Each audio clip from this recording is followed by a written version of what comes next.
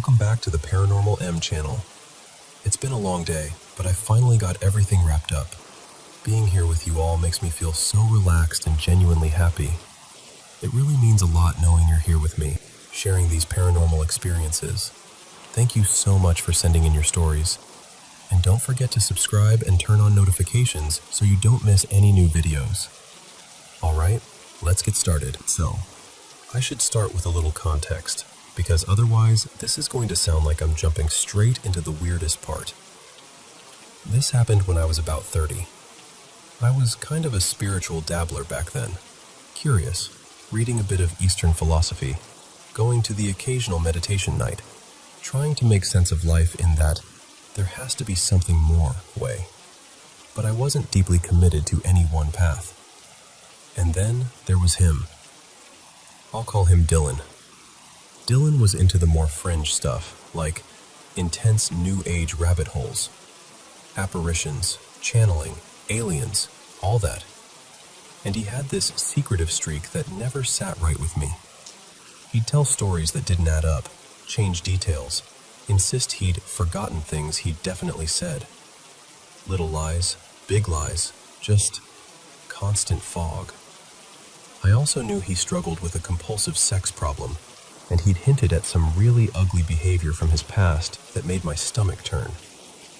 Not, I messed up and I'm ashamed, ugly. More like he wanted to shock me with it, like he liked the power of saying it out loud. That was one of the big reasons I'd reached the end of my patience. After about a year of emotional whiplash and confusion, I was done. But when I told him I was leaving, he got this look, almost smug, and said, "I just want to show you something about myself first."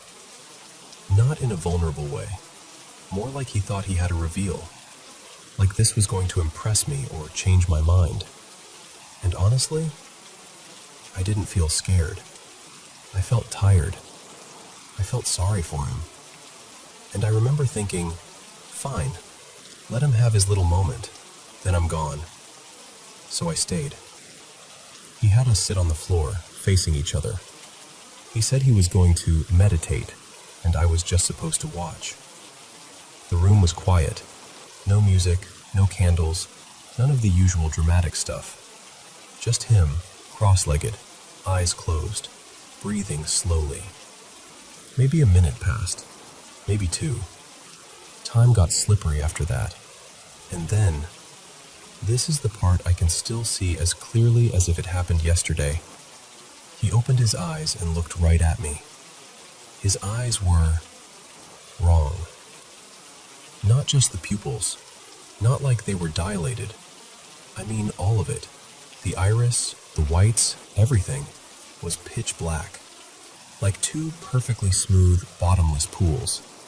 No reflection, no life, no human in them at all.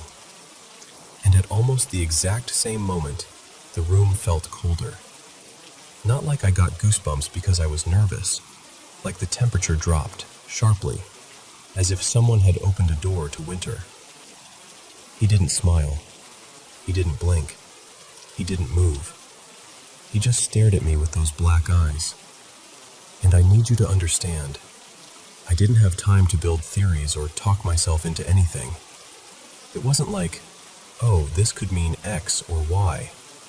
It was instant, like information landing whole in my body. Whatever was looking at me wasn't Dylan. It felt ancient, and it felt hateful. Not personal hatred like someone being mad at you. Bigger than that. Like a cold, vast contempt for people, for humanity. The sensation was so intense it was almost physical, like pressure in the air.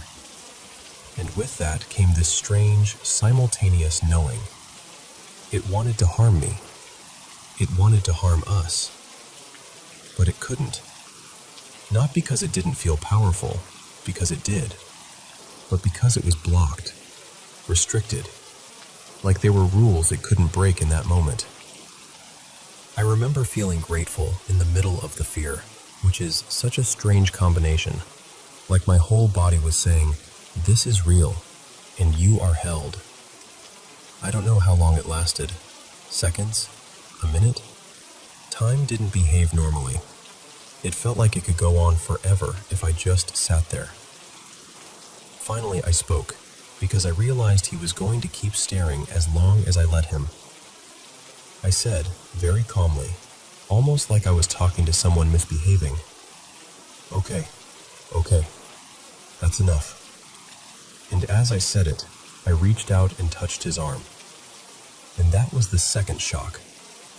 Normally, Dylan was kind of wiry, light build, jittery energy, always tapping a foot or shifting his posture. But when I touched him then, it was like touching something solid in a way people aren't solid. Like stone. Like a statue that couldn't be budged. There was no softness, no warmth, no sense of a living body responding. It was the strangest tactile feeling I've ever had. This absolute, immovable density. Then he looked away. He closed his eyes, took a breath, and when he opened them again, they were normal. Brown. Human. His face softened. His arm felt like an arm again. The coldness in the room lifted, like someone turned the temperature back to ordinary. He blinked a few times, and then, with this self-satisfied little tone, he went, "So, what did you think?" And I went into this dry, protective mode I get when I'm trying not to escalate something with someone unstable. I said, well, whatever that was, I wouldn't invite it to dinner. That's it. No long conversation. No debate. No giving him anything to twist into a fantasy about being special or chosen. Because I already knew. If I told him how terrifying it was, he'd turn it into a compliment. If I told him how real it felt, he'd make it into a story where he was powerful and important. And I didn't want to feed that. I just wanted out of that room, out of his orbit, back into my own life. I left not long after, and I never went back. Even now, years later, I don't pretend I have a neat explanation for what happened. I've heard people talk about black-eyed phenomena, and I've read that some religious folks interpret it as demonic. Other people have different frameworks. I'm not married to a theory. What I know, what I still know in my bones, is that something looked at me through him that night, and it hated us, and it couldn't touch what it hated. And if you've ever experienced anything even remotely like that, you know exactly what I mean when I say, the knowing arrives all at once, and it doesn't ask permission from your skepticism. It just lands.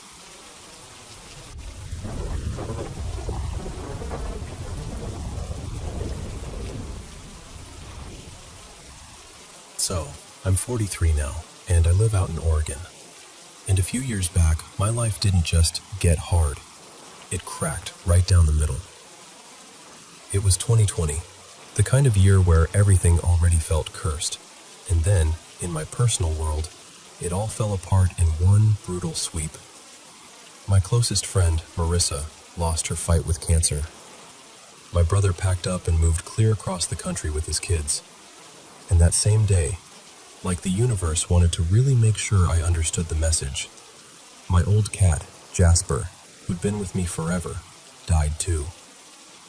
It sounds dramatic when you say it out loud, but it genuinely felt like something reached in and pulled out every emotional support beam I had left. And I wasn't starting from a healthy place. I've carried heavy stuff my whole life. Abuse, anxiety, depression, addiction. The kind of baggage you learn to smile over so people don't ask questions. But when that pile of grief hit all at once, I didn't rise to meet it. I folded. I disappeared inside myself. At first, I told myself I was just trying to get through the days. My friend had been on morphine at the end, and there was some left behind. I started taking it. Then it ran out, and I didn't stop. I just switched tracks. I found fentanyl on the street, and the spiral was fast. It always is. One minute you're coping, and the next minute you're not really living anywhere. You're just hiding inside your own body, trying not to feel. Eventually, pneumonia almost killed me.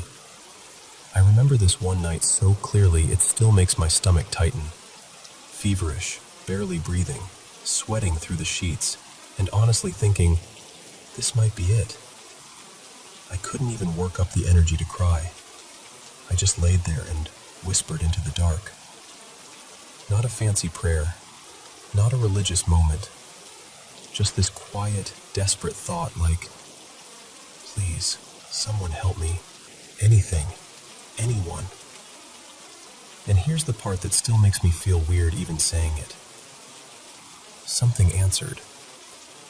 I felt the mattress dip beside me, slow, heavy, deliberate, like a person sitting down carefully. But there were no footsteps, no breath, no rustle of clothes, just presence. Thick, focused, intentional. After that night, my house didn't feel like my house anymore. I'd adopted a newer cat not long before. Her name was Poppy, and she used to sleep right next to me, always. But after that, she wouldn't go into my bedroom. She'd stop at the doorway like she hit a wall, frozen, eyes wide, and her head would track something I couldn't see, like she was watching it cross the room. Then it started happening in the rest of the house. Little things at first, shoes tipping over on their own, small objects not being where I left them. And the whispers.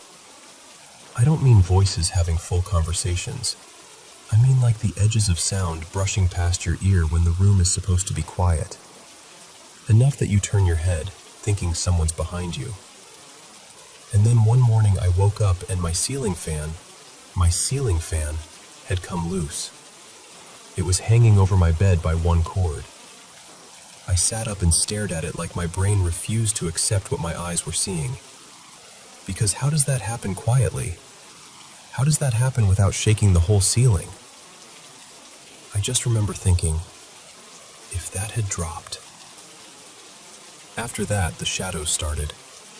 At first, it was like flickers in the corner of my eye. The kind you try to explain away. Sleep deprivation, drugs, stress, whatever. But it didn't stay subtle.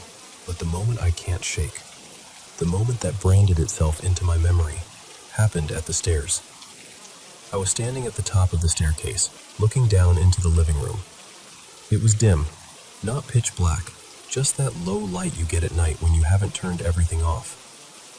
And this shadow thing started moving. Fast, chaotic, almost playful in the creepiest way, jumping from the couch to the chair, darting, swinging, like it was using the furniture as a playground.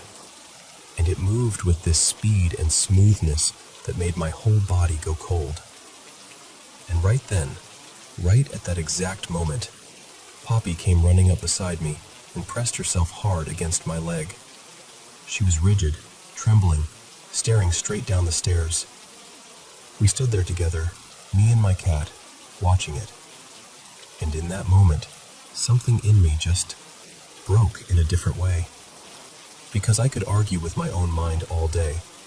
I could tell myself I was imagining it. But my cat wasn't imagining it. She saw it too.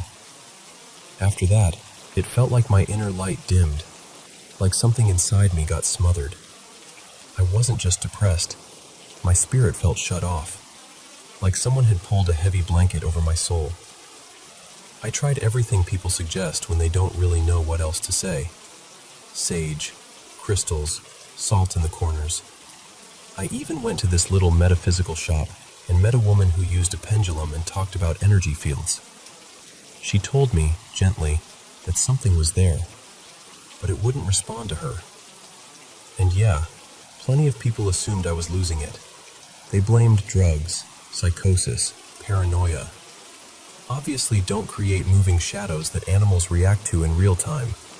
That's not how it works. And deep down, I knew what I was living with wasn't just in my head. Eventually, I found a place called a shamanic healing center outside Portland, and I met a guy named Eli. Talking to him felt like finally meeting someone who wasn't trying to translate me into something easier to dismiss. He said he sees attachments most often when someone's energy is shattered. Huge trauma, grief, addiction, or people who are around death and chaos constantly. First responders, people who do cleanup jobs, people who live near the edge for too long. He told me he wasn't born into a lineage. He trained with healers in South America after going through his own nightmare years earlier out in the desert. When I got there, he had me lie down on a table. He held a pendulum over my body, over what he called the energy centers. And it didn't move. Not once. Not even a tremble. He didn't dramatize it. He didn't act impressed. He just said, very calmly, that everything was blocked. That when the whole system is shut down like that, it usually means something heavy is clamped on. Then he started. And I swear, the air changed. Like the room thickened. My body started swaying even though I was lying still. There was fast whispering in my ears, panicked and messy, like a rush of voices I couldn't quite understand. When he worked near my chest, especially on the left side, where the pneumonia had hit me hardest, it felt like pressure pushing back, like something didn't want to let go. At one point, when he moved to my hand, I felt a tug at one finger so distinctly I jerked. He paused and said he needed to clear that spot again, like whatever it was had grabbed hold there. And then, suddenly, it stopped. The whispering vanished. The pressure lifted. The air felt normal again, like someone opened a window inside my body. He told me it was gone, sent back where it belonged. And I just started crying, not because I was scared, because I could breathe again, like my soul had been holding its breath for years without me realizing it. I left there feeling lighter, clearer, like something inside me had been unclenched. The next day, I checked into rehab. I stayed about a month. I got sober. And now, almost 2 years later, I'm rebuilding my life in a way I honestly didn't believe I'd ever get the chance to. I do hot yoga most days. I keep my home calm and protected in ways that make sense to me. I live with boundaries now, real ones, not just the kind you say you have. Do I still battle addictive patterns? Yeah, I'm human. That part doesn't magically vanish. But I will never go back to opioids. I will never go back to that darkness. Because whatever happened in that room with Eli, it didn't just remove something from me. It woke me up. It relit something. And I don't care who rolls their eyes at that.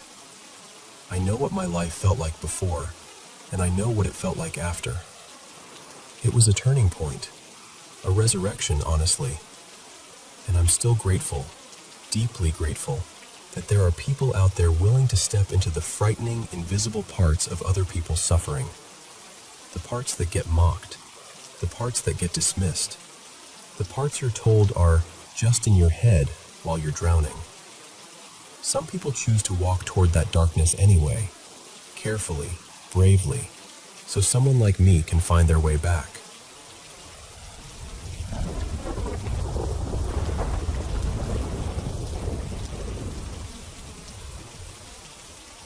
Okay, so this is one of those things I've told a few people over the years, and every time I say it out loud, I still get that same weird, cold little twist in my stomach.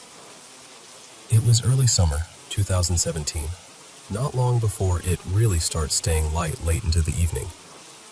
I remember it was a Tuesday because I had had a pretty ordinary day, and I was doing that familiar drive back toward Froome, coming from Wells instead of Shepton Mallet. The sky was in that golden, end of day but not dark yet stage, you know? Still bright, clear visibility, nothing dramatic about the weather at all. And then I came around a bend, and something up ahead just grabbed my attention so hard, it felt like my whole body clicked into alert mode. Right there in the distance, above the tree line, was what looked, honestly, exactly like a tall, dark tower block. A proper rectangular silhouette, and it had these rows of glowing orange squares, like windows lit up from inside. They weren't steady either. They flickered in that unmistakable way fire flickers. Not like a reflection, not like the sun hitting something. It looked structured, built, real, like a high-rise burning. My first reaction was panic. Immediate, instinctive panic. Because the only thing my brain could label it as was a tower block of flats on fire. I slowed down and started trying to figure out where it could even be, whether I needed to turn off, whether there was some way to get closer or call for help. And then, just a few seconds later, this other thought hit me, hard. There aren't any tall buildings out there. Not like that. Not anywhere near that stretch. No skyline. No blocks of flats. Nothing even close to the size and shape of what I was staring at. As soon as that sank in, the panic drained away and got replaced by confusion. Like, wait, what am I looking at then? I kept driving, and it kept showing up through gaps in the trees. Every time it reappeared, it looked the same. That tall, black silhouette, those glowing orange windows, that flickering firelight effect. And the strangest part was how it behaved in the distance. It stayed in the same place on the horizon. It didn't seem to get closer, didn't drift away. It was just there, on and off for a few miles. My partner Ellie was with me, and this matters because I wasn't quietly spiraling in my own head. Ellie saw it too. We both reacted at the same moment. Both went, "What the hell is that?"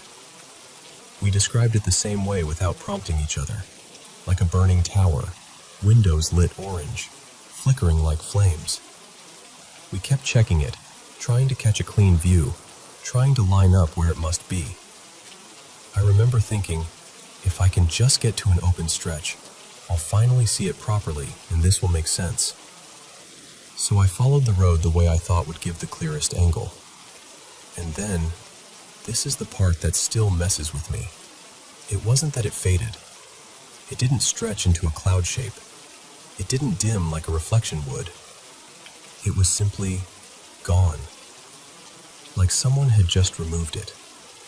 One moment it was there, the next moment it wasn't. No transition, no explanation.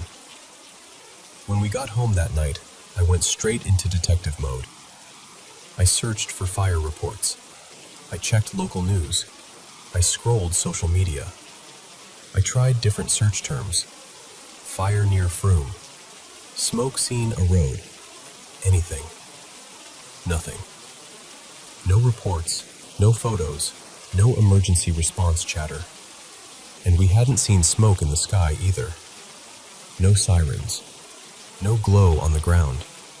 Nothing to match something that looked that big.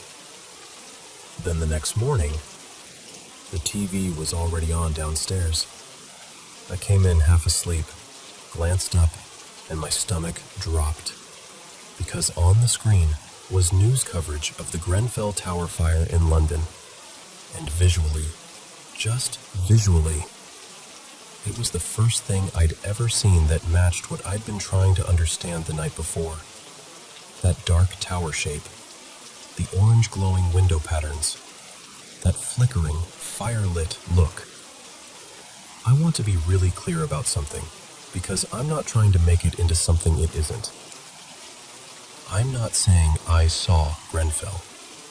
I'm not claiming anything supernatural or connected. The timing doesn't even match. It was hours earlier than the London fire started. I'm only telling you why it lodged itself in my mind so deeply.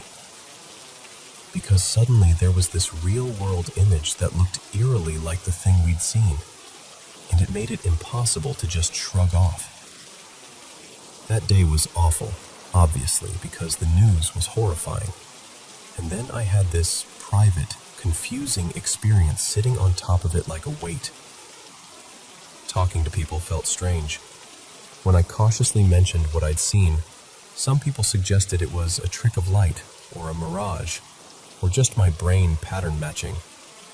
A couple of people even said the word hallucination, which, honestly, made me question myself for a while.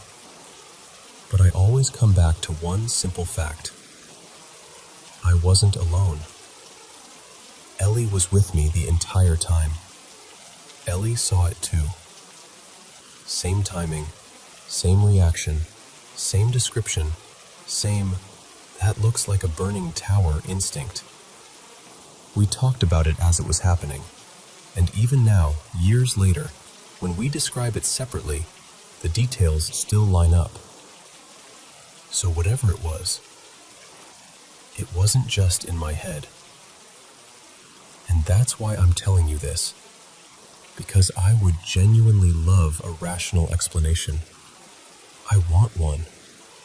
I think it would actually be a relief. For context, this was along the A361, heading toward Frome, near the stretch of hill and dual carriageway leading up to the Nunny Catch roundabout. Give or take a bit, because it's been years, but that's the area. And I still wonder, has anyone else ever had a shared, crystal-clear visual experience? Something you both saw at the same time that made absolutely no sense and never got explained?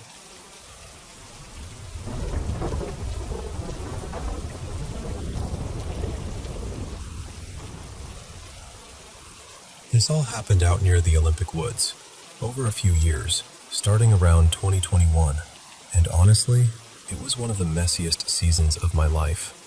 I was losing pieces of myself.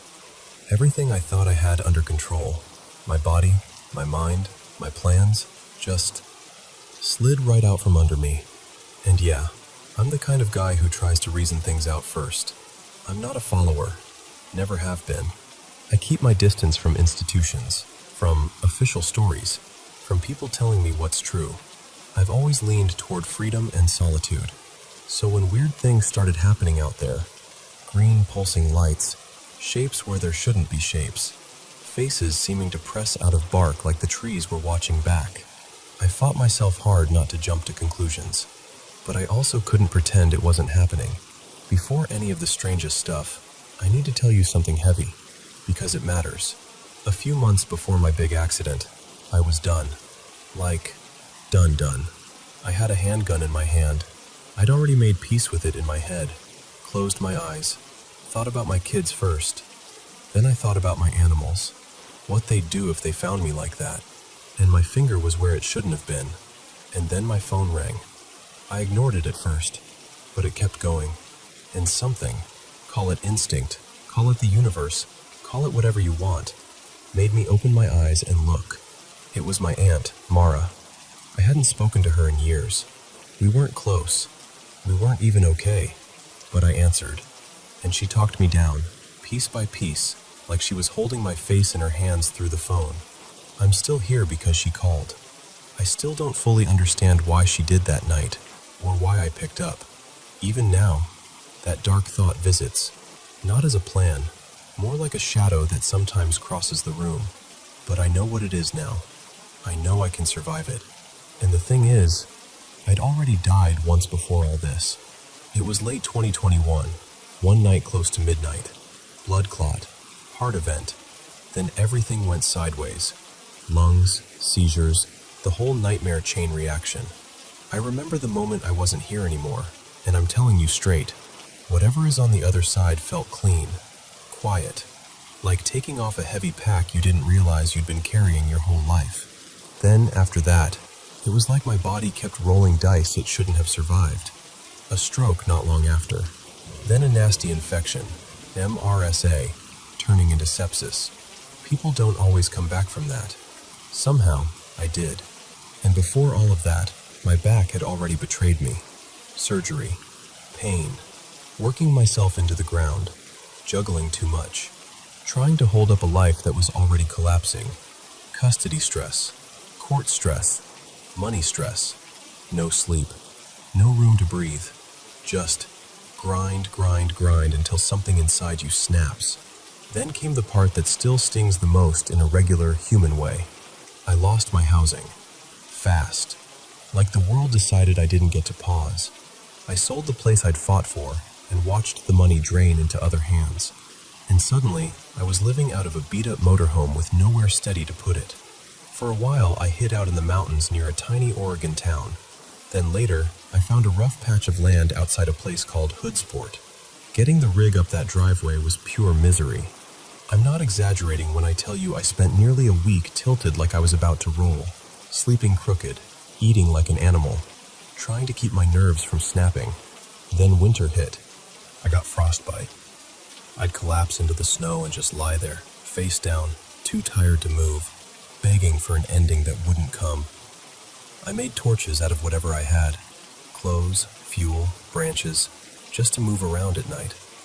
I had a run-in with a cougar close enough to make my skin crawl even now, and around then, I saw the first green light. Not like a flashlight, not like a reflection, like a living pulse, hovering where it shouldn't hover, breathing green in the dark. I told myself I was exhausted, that my brain was misfiring, that survival does weird things to perception. But it didn't stop. Later, after I'd scraped my way into something that resembled stability, I had a night that still sits in my chest like a stone. I was sitting out on my porch in the pitch-black forest, alone. No streetlight, no neighbor glow, just trees and blackness. I clicked on my flashlight, expecting nothing. And there, against the woods, was the outline of a woman's face. Not a full body, just a face, huge, like it was pressed into the air itself. 2 feet across, maybe. The weirdest part was how it looked camouflaged, like it was trying to be invisible, blending with the leaves and shadows. But once I saw it, I couldn't unsee it. Her eyes were closed, calm, almost solemn. And on her forehead were 3 dots in a triangle, 2 low, 1 above. I shut the light off. My heart was hammering. I waited, told myself, okay, breathe. You're imagining it. Then I turned it back on. Still there, clearer even. I'm not religious. I don't do church. I don't do God the way people mean it most of the time. But I do talk to the universe sometimes. I meditate. I pay attention to nature because nature doesn't lie. And for reasons I can't explain, that face pulled my mind toward this old story I'd read once, about a kind of mother of the world figure from India. I won't pretend I'm an expert. I'm not. But the description I found later, this idea of something feminine showing up when chaos hits, something tied to nature, felt uncomfortably aligned with the state I was in. I never decided what she was, just that she was there.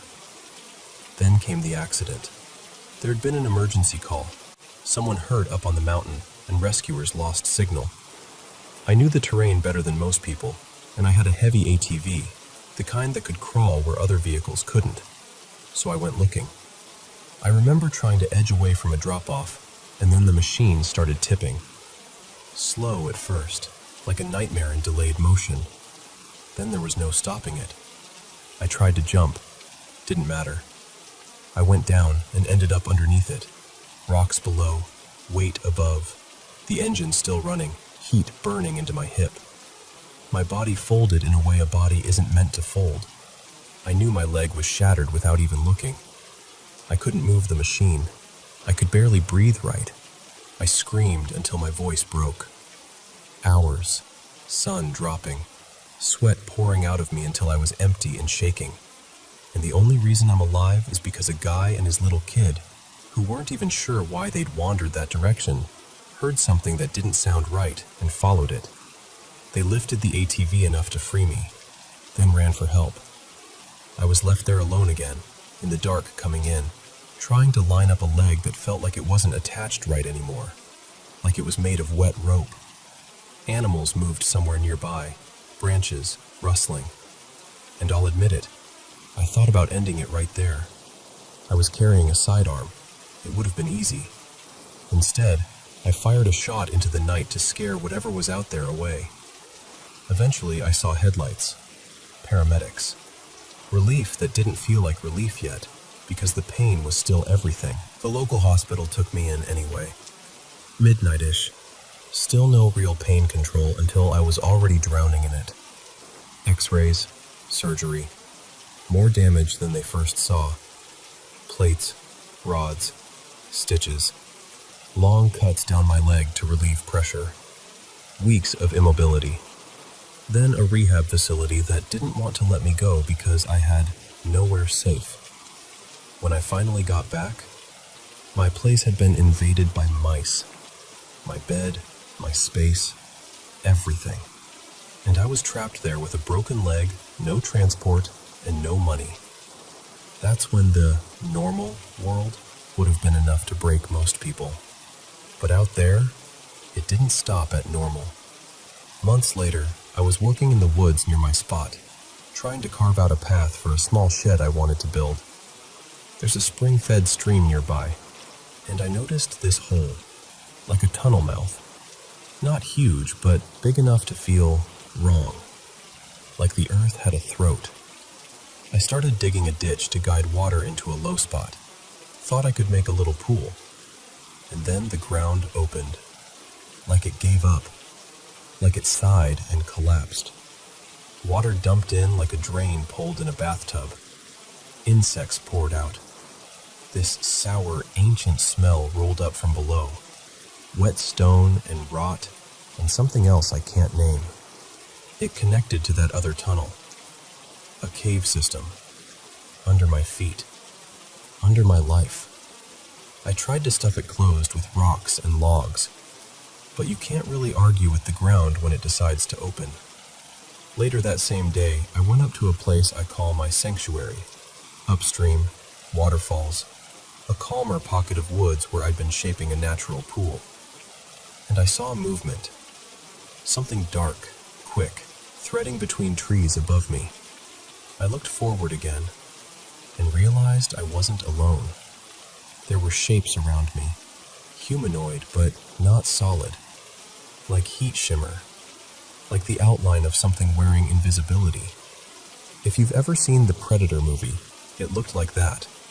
Translucent, cloaked, barely there until your eyes caught the distortion.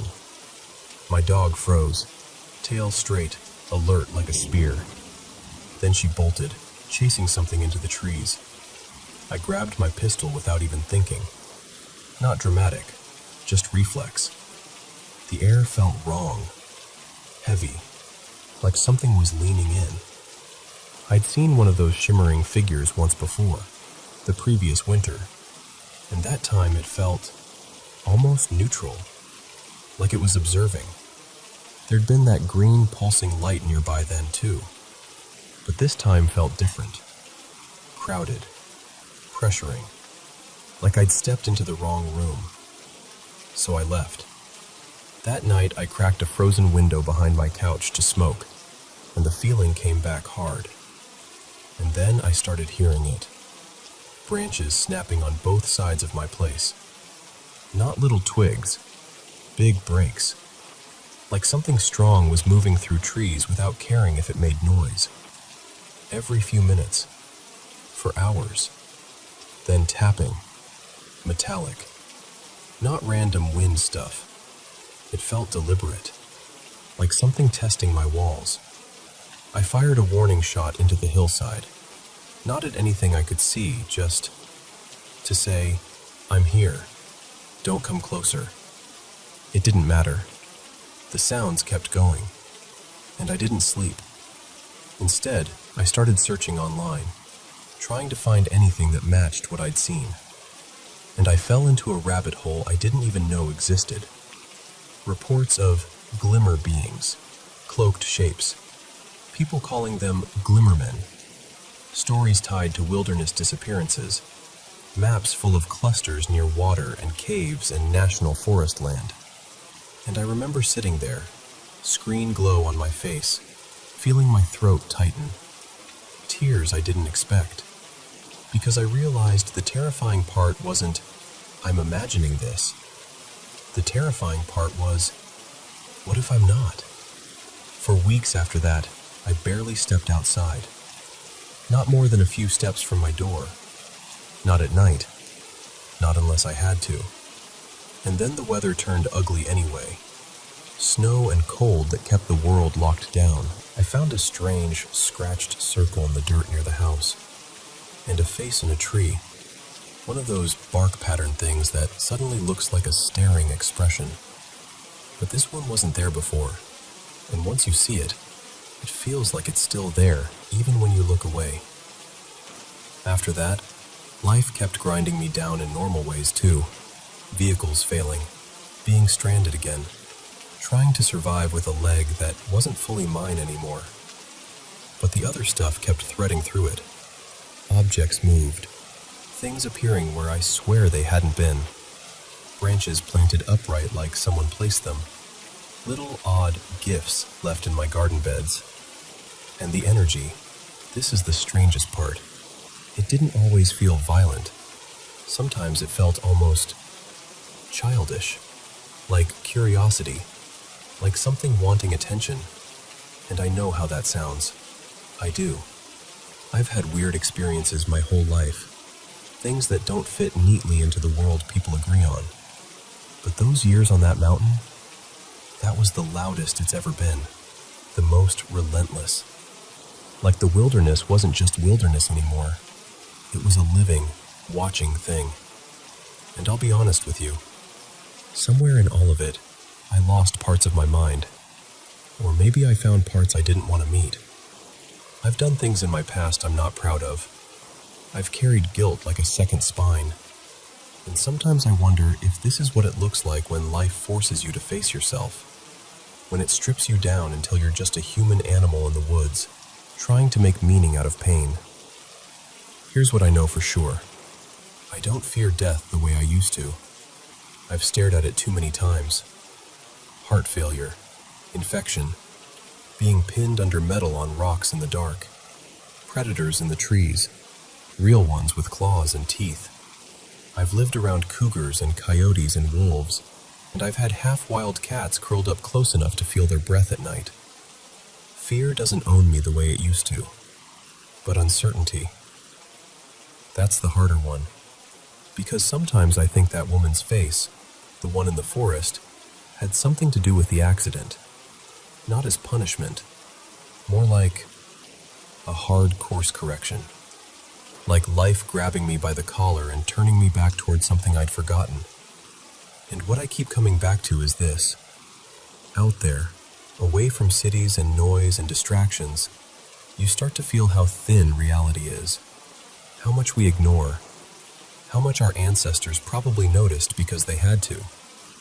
In modern life, we chase comfort. Out there, you chase truth. Or at least, you chase what's real enough to keep you alive. Lately, things have been quieter. I meditate every day. I try to stay steady. I'm still fighting the system stuff. Paperwork, disability claims, scraping by on temporary assistance, waiting on decisions that can change your whole life with a single letter. And I can't tell you what the universe wants from me. Some days it feels like it wants me to surrender. Other days it feels like it wants me to stay stubborn and alive out of sheer spite. All I know is, I'm still here. And even when nothing dramatic is happening, even when it's quiet, there are 1,000 tiny moments that don't make sense until you look back and realize they were connecting into something. So that's why I'm telling you, not to convince you, just so someone else knows what it felt like to live through it.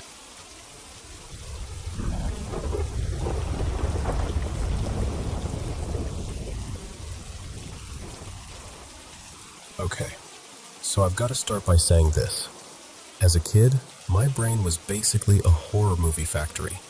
When I was little, like elementary school through early teens, I used to see and hear the weirdest stuff. Shadowy shapes that looked like they were sliding down the stairs. A tall, washed-out woman just standing at the foot of my bed. And sometimes I'd hear someone say my name super clearly, like right by my ear. But honestly, I'm pretty sure a lot of it was me. I was a scared, anxious kid who loved creepy stories, and I was alone in the house a lot because my mom worked late. So I'd sit there, listening to every tiny sound, asking myself 1,000 what-if questions until my stomach hurt. We lived in this tiny, older apartment. Creaky wood floors, thin walls, pipes that knocked like they were mad at you.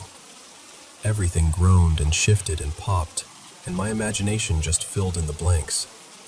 And our building had this heavy feeling to it. The unit next to ours had this awful story attached to it. My mom used to whisper about it to my aunt like it was something you weren't supposed to say out loud. The neighbor, a woman named Mary Ann, passed away in there, and nobody realized for a long time. Weeks. And her adult son, Eli, who needed a lot of help, was still inside the apartment because he didn't understand what to do or how to get help. Even typing that out makes my skin prickle. Then after that, someone else moved in. This quiet lady named Saskia, and she lasted like barely a month. And then she just vanished. Not moved out. Vanished. Her stuff was still there. Her shoes by the door. A coat on a hook. Even her little dog's leash hanging on a chair like she'd be right back. But she never came back. So yeah, that place already felt haunted, even before my brain started making its own special effects. I lived there until I was about 15, and then we moved. And the move should have ended everything. We ended up in this really modern 3-story house in a clean, bright neighborhood. New wiring, smooth floors, none of that old building creaking.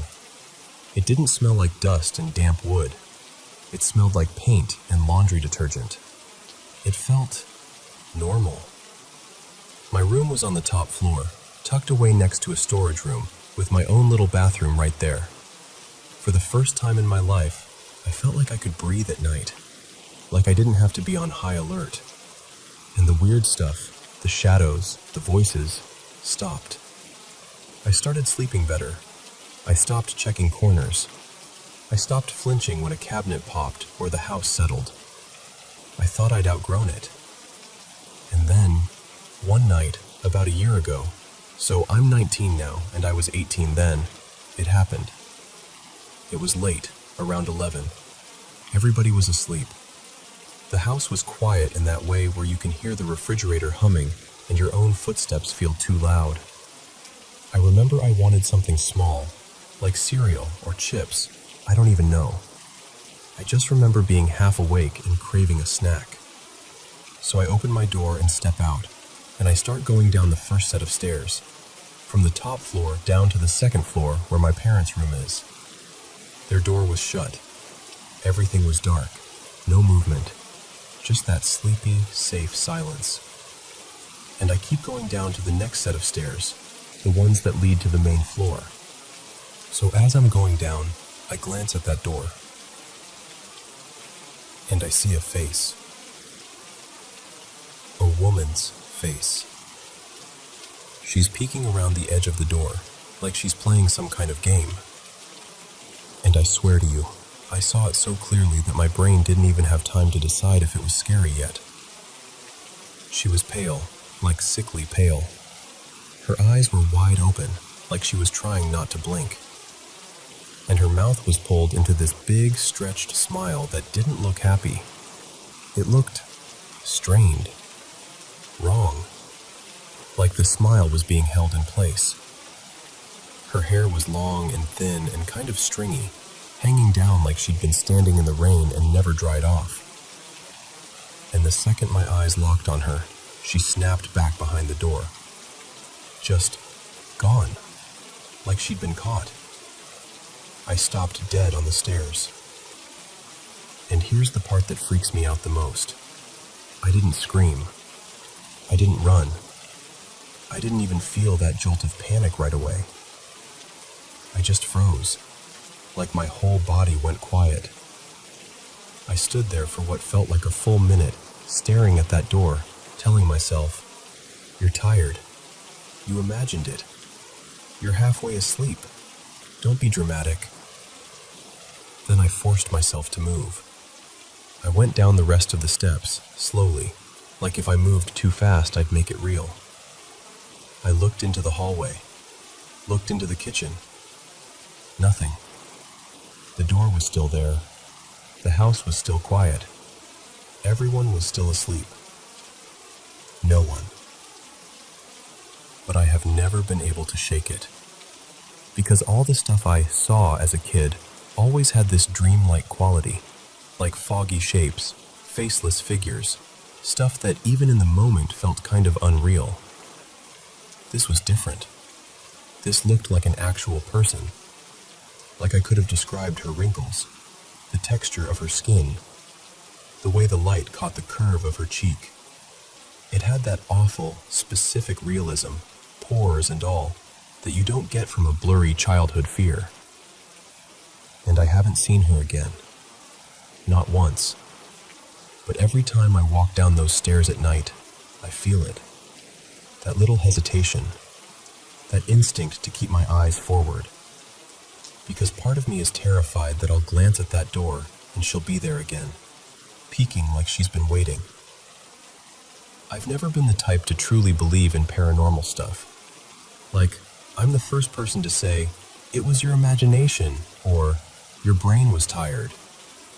But after that, I started looking things up, just out of curiosity at first, and I found people talking about this exact kind of thing. Like this idea of a peeking presence, something that watches from behind door frames or around corners. And now I'm stuck with this question that I hate even saying out loud. Am I losing it? Or did something follow me?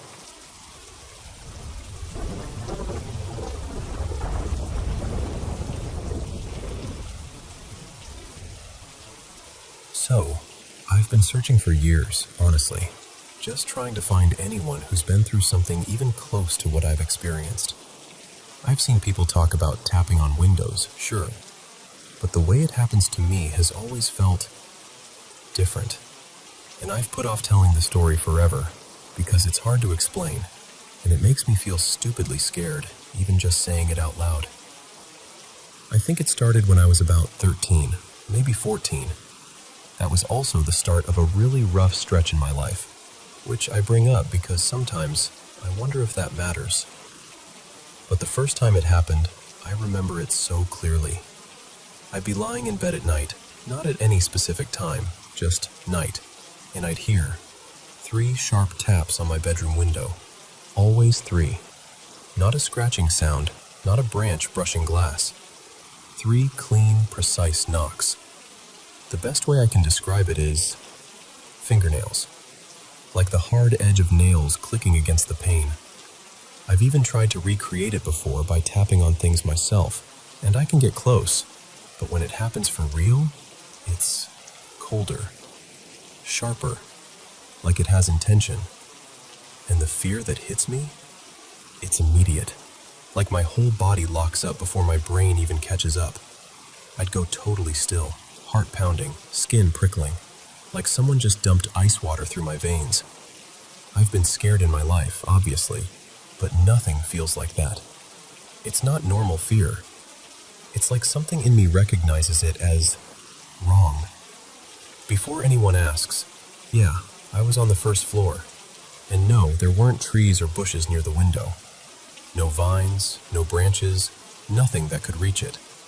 Just a mostly empty backyard. We had 2 dogs back then too, Rusty and Miso, usually outside or hanging out in the garage, and the garage had a door that opened into the yard. I keep coming back to that detail because it feels like they should have reacted, right? Barked, growled, at least moved. But I don't remember them reacting at all. Not once.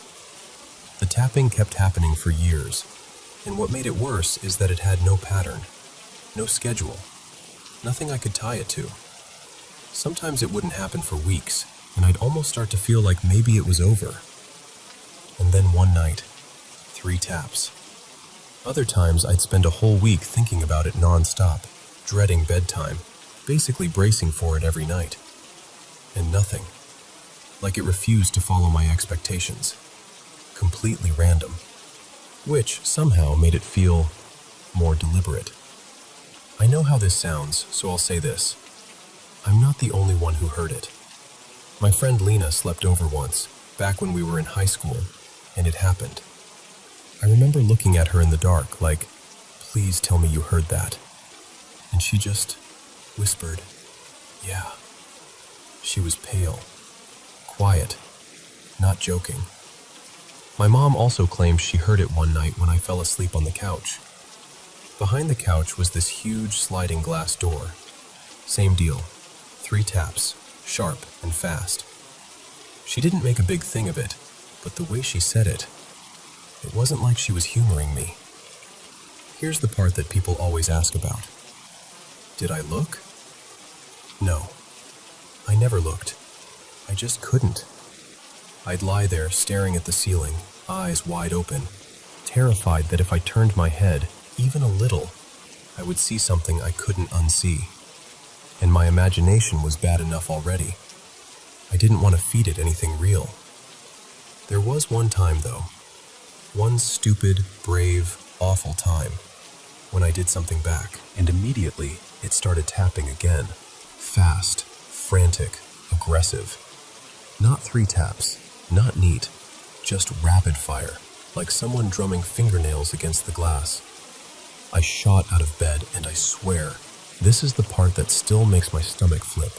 I felt like it tracked me, like the tapping shifted with where I was in the room. I moved left, and it sounded like it moved. I moved again, and it matched me, like it knew exactly where I was. I bolted out of the room and went straight to my parents, half crying, half furious at myself for answering it. My dad went outside with a flashlight, checked the yard, checked the fence line. Nothing. No footprints, no broken branches, no prankster friend hiding behind something. Just darkness and quiet. I had to go back to my room afterward, which felt horrible, like walking back into a place that didn't belong to me anymore. But it didn't come back that night. After that, I made myself a promise. Don't engage. Don't challenge it. Don't acknowledge it. Pretend it doesn't exist. Here's the problem, though. If it was just the house, some weird settling sound, some pressure thing with windows, whatever, you'd expect it to stop when I moved. It didn't. It followed me. Not to every place, but to enough that I can't shrug it off as one specific window with one specific issue. I moved a few times as I got older. One apartment, then another. I even lived in Japan for a while. Small place, different building, different everything. And it still happened there at least once. Same 3 taps, same icy terror. Now I'm living in my in-laws' house. Very religious, very bless this home, crosses on the wall, the whole vibe. And it hasn't happened here yet, which should make me feel better, but instead it's like I keep waiting for it to remember where I am. The last time I heard it was before my son was born. It's been about 2 years. For a while, I let myself hope it had finally moved on. Like maybe it lost interest. Like maybe I outgrew it. But the past few days, I've been having non-stop nightmares. Not even always about tapping, just heavy, ugly, relentless dreams where I wake up tense and sweating. And there's this feeling under it all, this awful certainty in my chest, like something is approaching. I hate saying that because it sounds dramatic, but it's the truth. It feels like the calm right before something returns. And I've tried, believe me, to talk myself into a rational explanation. Anxiety, depression, stress, some kind of sleep-related thing. I want it to be that. I want it to be my brain playing tricks on me. But I keep coming back to the fact that I wasn't the only one who heard it. So I'm telling you, finally, because I need to know. Has anyone else ever dealt with something like this?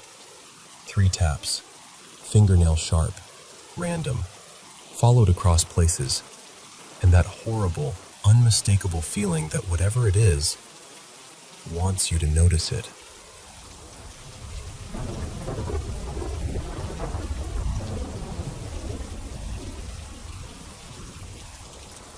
So, there's this little college tucked into the hills in northern Maryland, just a few miles below the Pennsylvania line.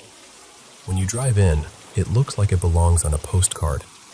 Stone buildings, big trees, that kind of calm, old-world quiet. The campus is called St. Bridget's College, and right behind it, up the slope at a higher elevation, is this shrine people come to visit. Locals just call it the Grotto. And here's the thing, during the day, it's all peaceful. You'll see visitors walking slowly, hands folded, whispering prayers. But at night, well, at night, the place feels like it remembers too much. I went there in the early 90s, 91 to 95, and back then, the whole area was still mostly rural. Cornfields, narrow roads, fog settling low in the mornings. The kind of place where sound carries, and silence has weight. Also, this is the funny part, or the embarrassing part. Our sweet little school somehow ended up on those party school lists. Like, consistently. People love to pretend it was all rosaries and theology, but honestly, the place was marinated in alcohol. That was the vibe. Half holy ground, half hold my beer.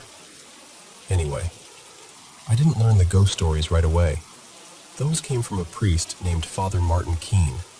Warm guy, twinkly eyes, always seemed like he had a story loaded and ready. Every Halloween, he'd do this unofficial greatest hits of strange things that had happened on campus. Not dramatic like a campfire storyteller, more like he was remembering old neighbors. And there's one story he told that stuck with me in a way I still don't fully love. I lived in a dorm called Donovan Hall. Weird little stroke of luck. I had the only single room on my floor.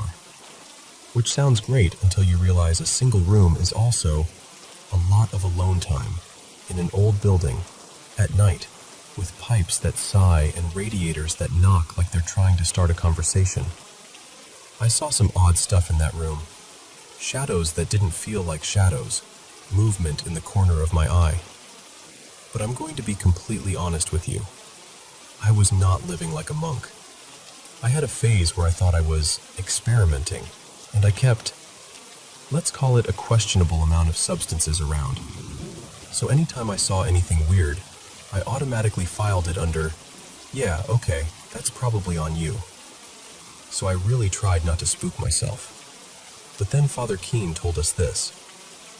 Back in the late 60s, someone on our wing had taken their own life. It happened over a break when the building was nearly empty, so the body wasn't discovered right away. And apparently, the person had left a radio playing. Father Keene said that sometimes, when the dorm is vacant, like over winter break, you can walk down that hallway and hear music. Not footsteps, not whispers, just late 60s radio hits, faint and tinny, as if a door is closed somewhere and you're hearing it leak through the cracks. Here's the part that made everybody go still. They never told us which room. So if you lived on that wing, you spent the rest of your time there doing this quiet math in your head, counting doors, remembering who lived where, wondering if you were sleeping 10 feet from the story. Now, that's one category of strange. There were others, lighter in a way. One of the most famous, friendly presences was this woman people claimed to see wandering the grounds. An old-fashioned dress, a bonnet you couldn't miss. The kind of outfit that doesn't belong in the 1990s unless you're in a reenactment, like it was normal. Like you were greeting an old friend. Then there was the scary room story, Father Keene's personal favorite, or maybe the one he hated the most, was room 248 in Bruton Hall.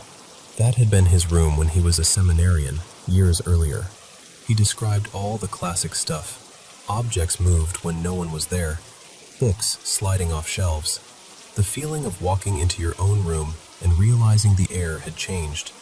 He said he tried to ignore it, tried to outpray it, out-stubborn it, out-rationalize it. But the night that finally cracked him was this. He woke up to the slow creak of his bathroom door opening.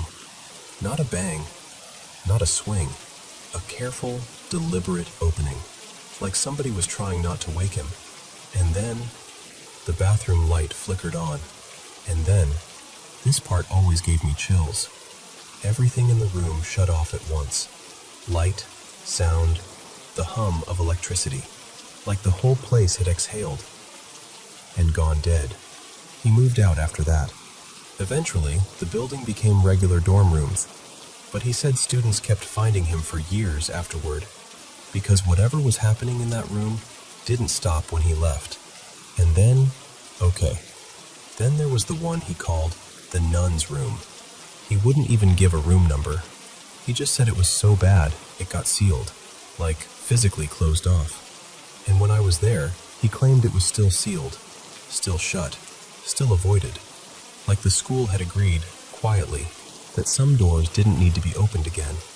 He told that one slower than all the others. Less joking, like he didn't want to give it too much oxygen. There were smaller stories too, the kind that spread around campus and get retold with that half-laugh people use when they're pretending they're not nervous. There was Mother Imogen, this spirit some students swore would tidy up after you.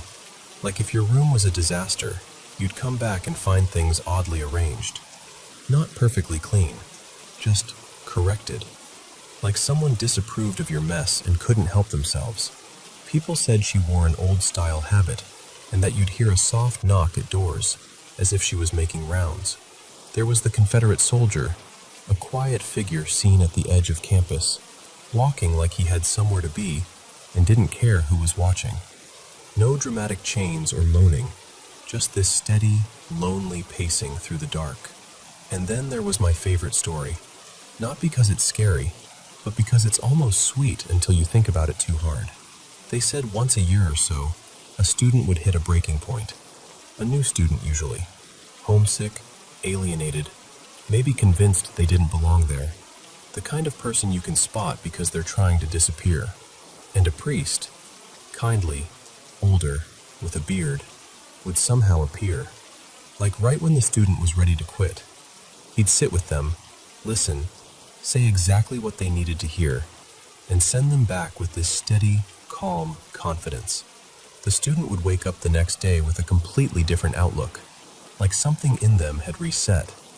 And then, eventually, they described the priest to someone who'd been around longer, and the older student would say, very gently, "Oh, you met Father Andrew."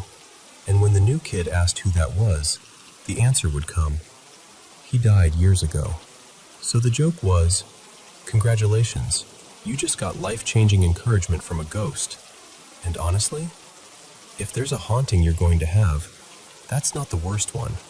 Anyway, those are the ones I remember. And I'll be the first to admit, time messes with details. Stories get polished, edges get rounded, pieces get lost. Just smile a little and say hello.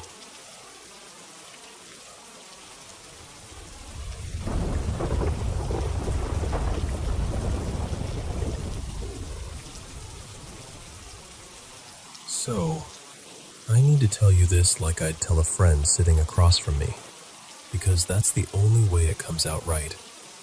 When I was little, my family swore I had this weird, paranormal streak. Like talking to people who weren't there, or reacting to things that made adults go quiet and exchange looks. There was even a story I grew up hearing. Apparently, when I was a baby, something unseen knocked a couple toys clean out of the crib like they'd been thrown. No one made some big dramatic deal out of it, though. It was more like, that's odd. And life moved on. I moved on too. Mostly. But there's this feeling I get sometimes, and it's hard to explain without sounding like I'm trying to make myself into some kind of movie character. It's not like hearing voices or seeing shadows in corners. It's just a pull. Deep inside my chest, like something invisible hooks itself around my ribs and tugs. Like my body knows something before my brain catches up. The first time I remember it clearly, I was 8. My grandpa, let's call him Ray, had cancer. Everyone knew it was bad, but it wasn't one of those, this is the day situations. We were visiting, doing the whole family rotation, one by one, saying our goodbyes just in case. But no one was acting like we were minutes away from anything. When it was my turn, I went into his room alone. He looked tired in that way that makes you feel small, like you're watching someone fade in real time. I sat there, and at first it was normal. Quiet, awkward, kid brain trying to figure out what you're supposed to say when you're 8 and your grandpa is sick. And then, that pull hit me. It was sudden. Not pain, not fear, just this heavy, sick certainty. Like the air in the room shifted and my body went, something's coming. Something's coming right now. I didn't understand it, not really. I just felt yanked inward, like my chest had a string tied to it and someone was tugging the other end. I left the room a minute or two later, because what else do you do?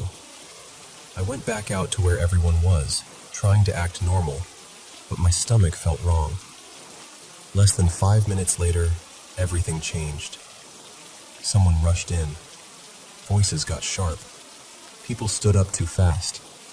And I found out he'd suddenly woken up, said something about his mom, like he was seeing her, like he was going to her. And then he was just gone. It was unexpected. It was fast. And that pull in my chest stayed with me, like my body was trying to say, see, this is what I mean. The second time was years later. I don't remember my exact age, but I was somewhere in that early teen zone, old enough to be stubborn, young enough to think I was invincible. My dad, Darren, has diabetes. He'd had rough days before, but nothing that ever felt like an emergency in my brain. That night I was up late, doing what teenagers do. Not sleeping, sneaking snacks, messing with the TV volume so no one woke up. I'd stolen the remote and was watching something I probably wasn't supposed to. And then, that feeling came back. Same pull, same sudden heaviness.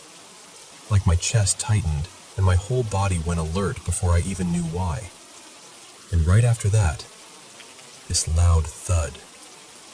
I froze.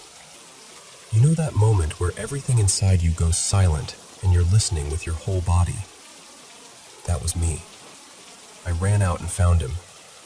He'd crashed, blood sugar so low it was terrifying. He was barely responsive. It wasn't dramatic the way movies do it. It was worse because it was real, quiet and wrong and urgent. The adults later told me I basically saved his life. That if I hadn't found him when I did, if it had been even a few more minutes, he might not have made it, like my body knew. The third time was when I was 16, barely 16, still half kid, half ready to fight the world. My childhood pet, Pippin, had been sick for a while. Not, he's going to die tonight sick.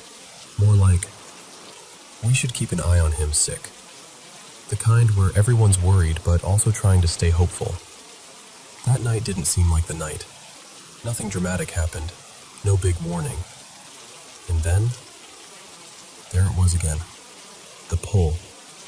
And with it, this frantic energy that felt like my brain caught fire.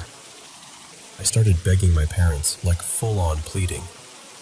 I remember hearing my own voice sounding way too intense, like I jumped onto some invisible train and couldn't get off.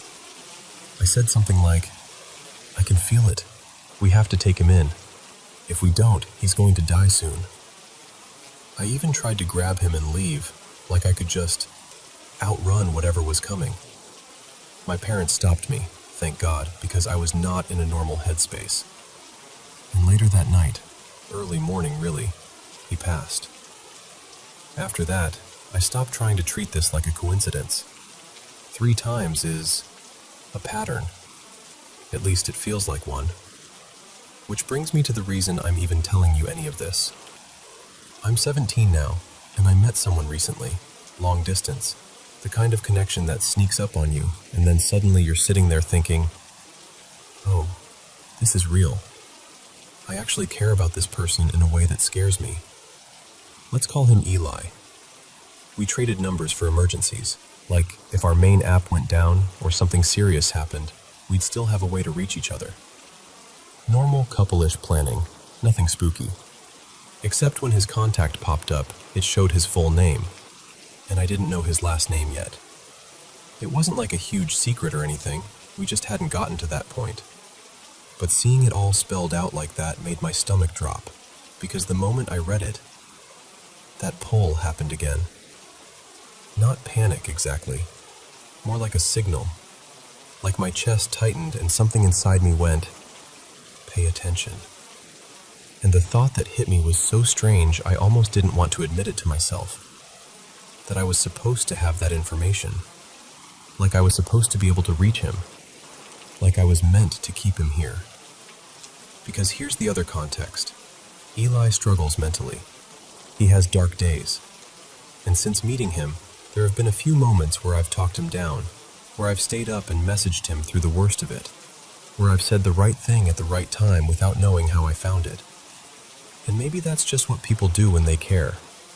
Maybe I'm not sensing anything supernatural at all. Maybe I'm just observant. Maybe I'm just scared of losing people, so my brain searches for patterns like it's trying to build safety out of randomness. But I can't shake the timing. I can't shake how the feeling always shows up like a knock on the inside of my ribs, like something leaning close and whispering, "Not yet. Go. Now." And I hate how heavy it feels, because if I'm wrong, then I'm just being dramatic. But if I'm right, then it's like I'm walking around with this invisible alarm inside me, and it only goes off when something precious is about to slip away. And now there's someone precious who's far away. So yeah, that's what's been sitting in my chest lately. Not a ghost story, just a pull.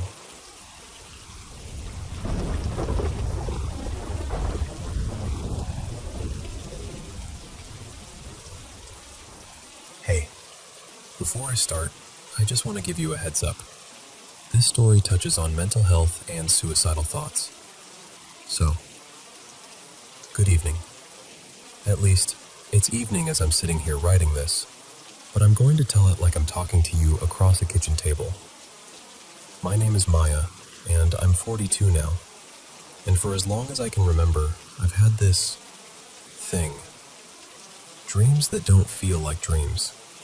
Moments when I know something before it happens. Sometimes I hear things too. Voices or impressions. Line a radio station nobody else can tune into. On my mom's side of the family, they didn't call it intuition. They didn't call it sensitivity. They called it evil. They said it was the devil trying to get a hold of me. And when I was a teenager, they ended up having me committed because they thought I was having psychotic episodes. But for me, it didn't start as something dark. It started when I was little, like 5. I remember telling my mom so matter-of-factly, an angel took me to heaven, and I got to choose which brother I'd be raised with. She stared at me like I'd spoken another language, and I told her exactly what I'd seen. A bright light, this calm feeling, and 3 babies. 3. And somehow I just knew they were my brothers. But I'd only grow up with one of them. My mom didn't say much that night. A week later, she found out she was pregnant. Now, my parents had been divorced since I was 2. So later in life, it made this strange kind of sense.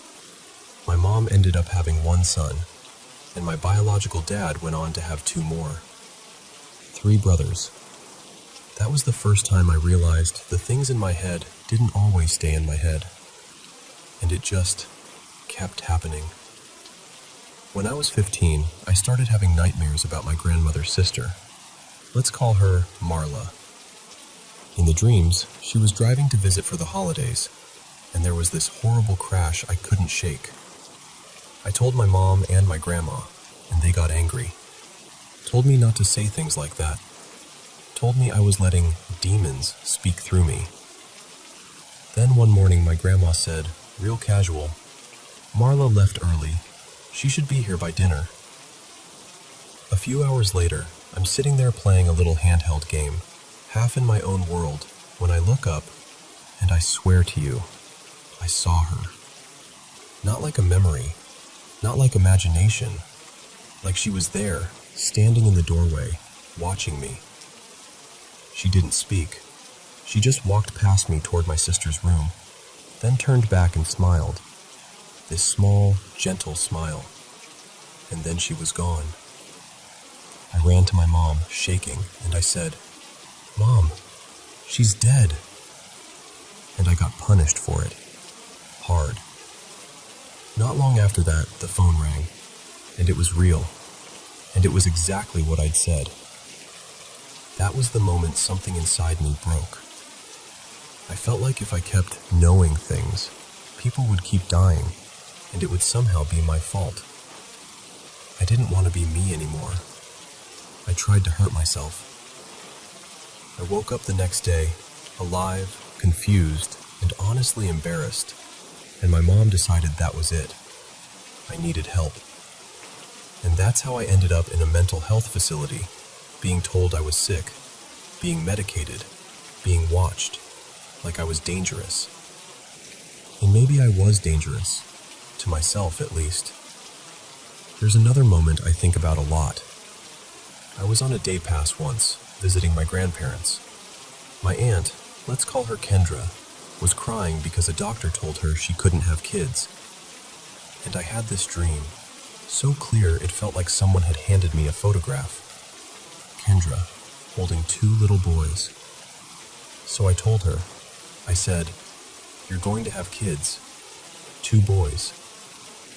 A few months later, Kendra found out she was pregnant. And later, she had 1 boy. Then she had another, 2 sons. After that, I learned to keep my mouth shut. Because even when I was right, it didn't make things easier. It just made people afraid of me. Years went by. I learned to nod along, to smile, to act normal, to swallow the weirdness like a bitter pill. But sometimes, it slipped out anyway.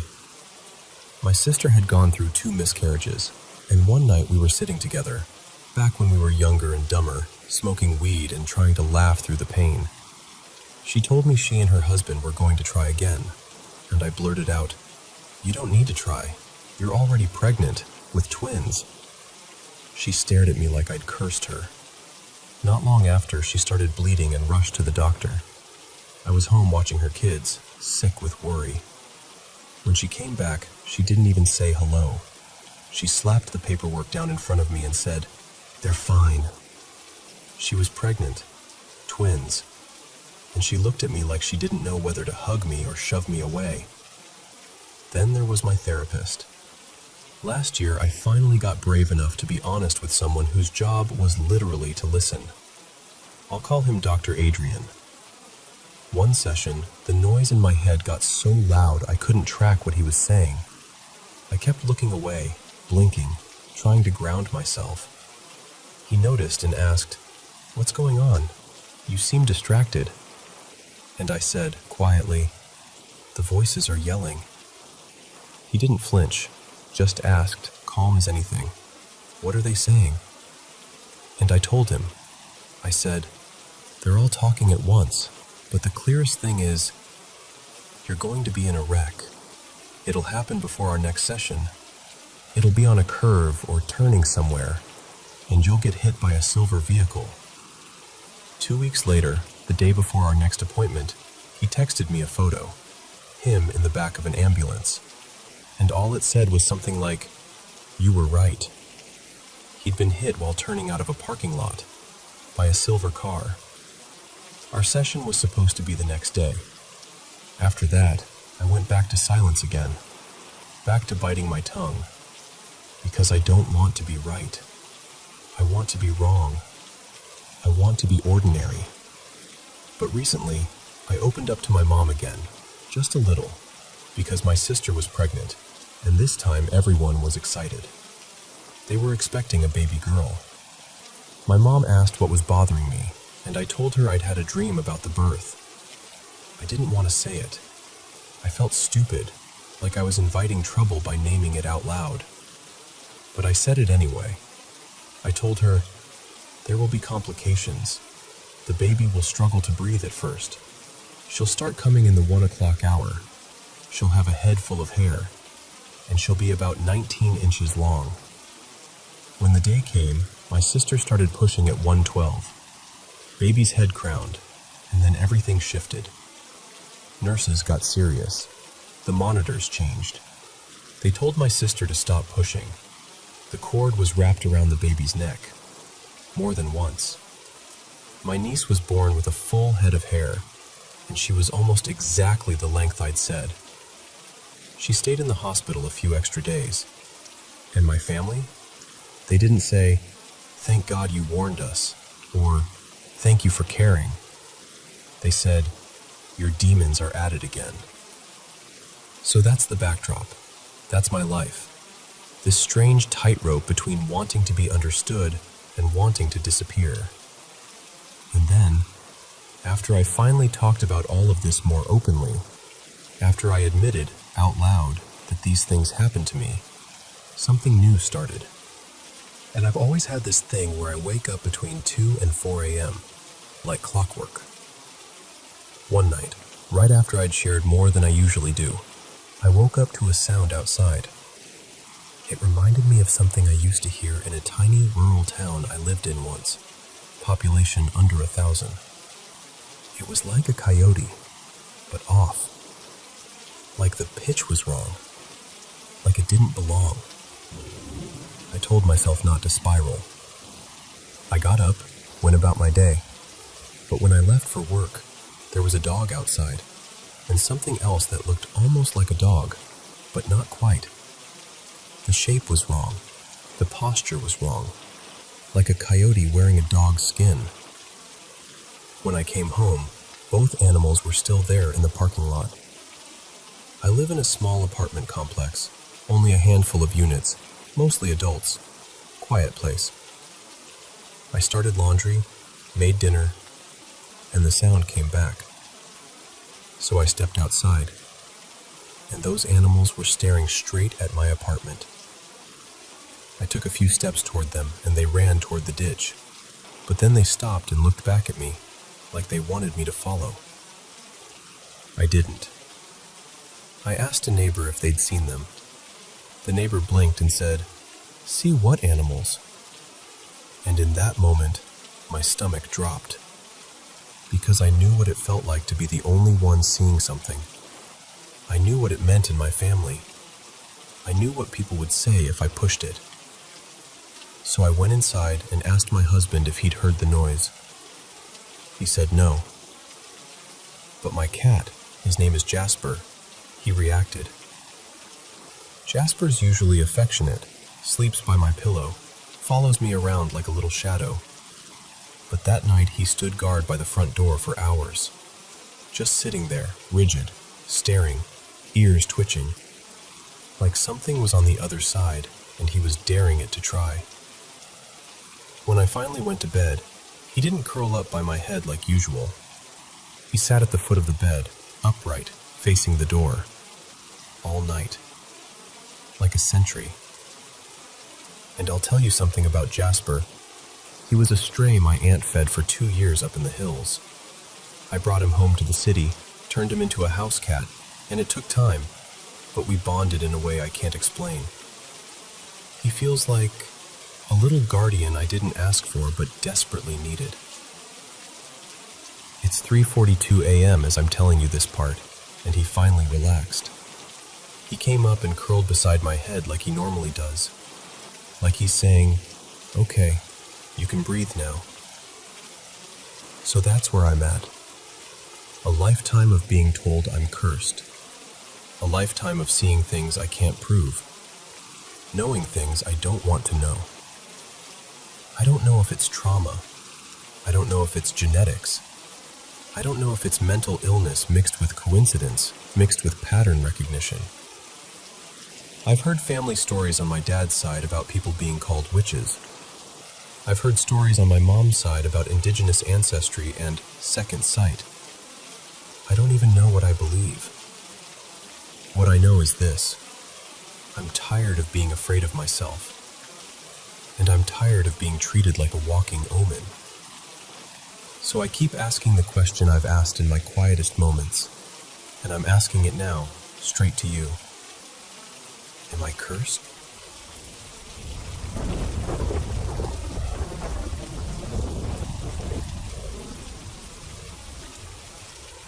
So, I guess I should start by telling you this up front. I've been around haunted places basically my entire life. Not like a fun, spooky season kind of haunted. I mean the kind where you grow up learning the difference between a normal creak in the house and the other kind.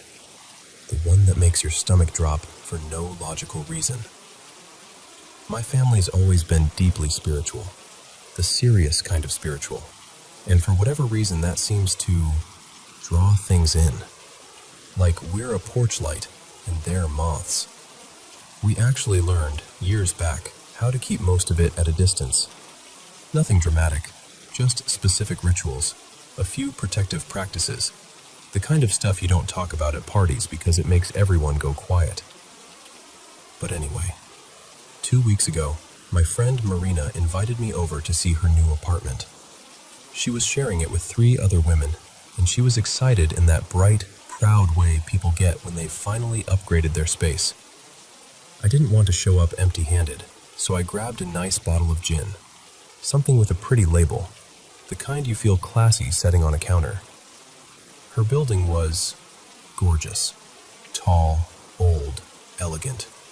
It had that European vibe, more like Paris than anything else, right in the middle of a neighborhood that wasn't exactly falling apart, but you could feel it slipping. Like the paint was still on the walls, but hope was starting to peel at the edges. The lobby was even prettier than the outside. High ceilings, polished stone, that quiet echo every fancy building has. Marina met me at the entrance, and we got into the elevator together. And listen, this part matters, okay? Because people always assume the feeling shows up right away. We hit the wrong floor by accident. Totally normal mistake. We stepped out, wandered around a hallway for a minute, laughed about it, then got back into the elevator and went to the correct floor. That entire time, I felt fine. Completely fine. I was actually admiring the hallways, the lighting, the old trim, the way the carpet muffled footsteps. Nothing about it screamed bad. But the second the elevator doors opened on her floor, it was like walking into a wave. Not a chill. Not that movie cliche where everything drops 10 degrees. It was heavier than that. The air felt dark, like it had been holding its breath for years. And if you've ever lived somewhere haunted, really haunted, you know what I mean. There's this instant recognition your body does before your mind catches up. Like your nervous system is quietly going, "Oh, this again." I didn't say anything at first. I didn't want to freak her out on the first night in her new place. But when she unlocked her door and we stepped inside, it got worse. The feeling wasn't just in the apartment. It was at the entrance, like something was stationed there, lingering. What made it even stranger was the apartment directly across the hall. Their door had religious writing on it, protective phrases, the kind people put up to keep negative energy away. And I remember staring at it thinking, that should be working. That kind of thing usually creates a boundary. Not perfect, but enough to discourage whatever's roaming around. But for some reason, it wasn't doing anything. And that's where my mind started going places I didn't want it to go. Because years ago, I lived in this high-rise where a man had taken his own life in the building. After that, the atmosphere changed. The kind of presence that moved through that place wasn't angry. It was suffering. Constant, sharp suffering. Like grief with nowhere to land. But here's the awful truth. Most of the time, you can't help. Not without paying for it. It takes something out of you. And unless you're willing to drain yourself completely, you can't just carry them to peace like some kind of holy ambulance. So they linger.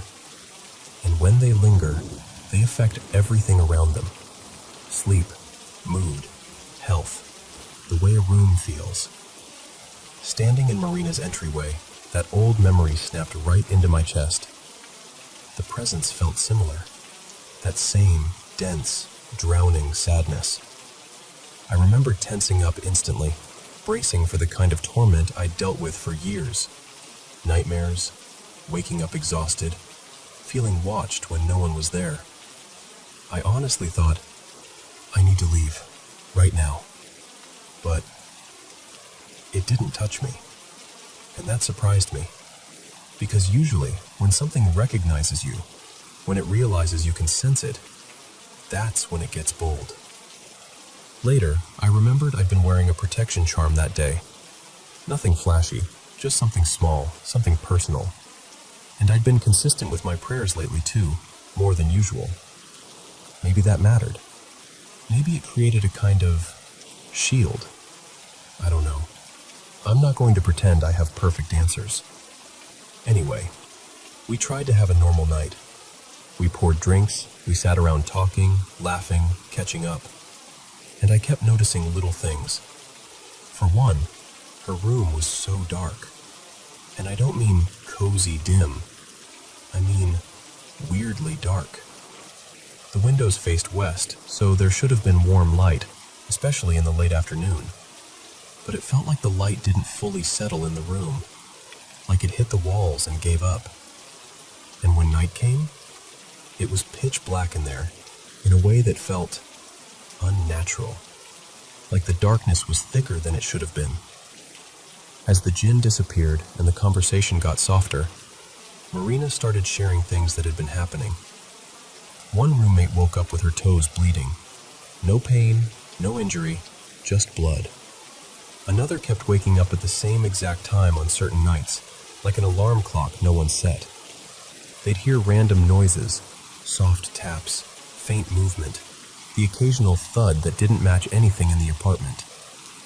And I sat there listening, nodding, trying to keep my face calm, but inside I was thinking, yeah, that tracks. I told her, gently, really gently, that if she had the option, she should consider moving. Not because I thought the presence was evil. I didn't get malice from it. What I felt was depression, a kind of crushing sorrow so heavy it spilled into the living space and started bruising everyone who lived there.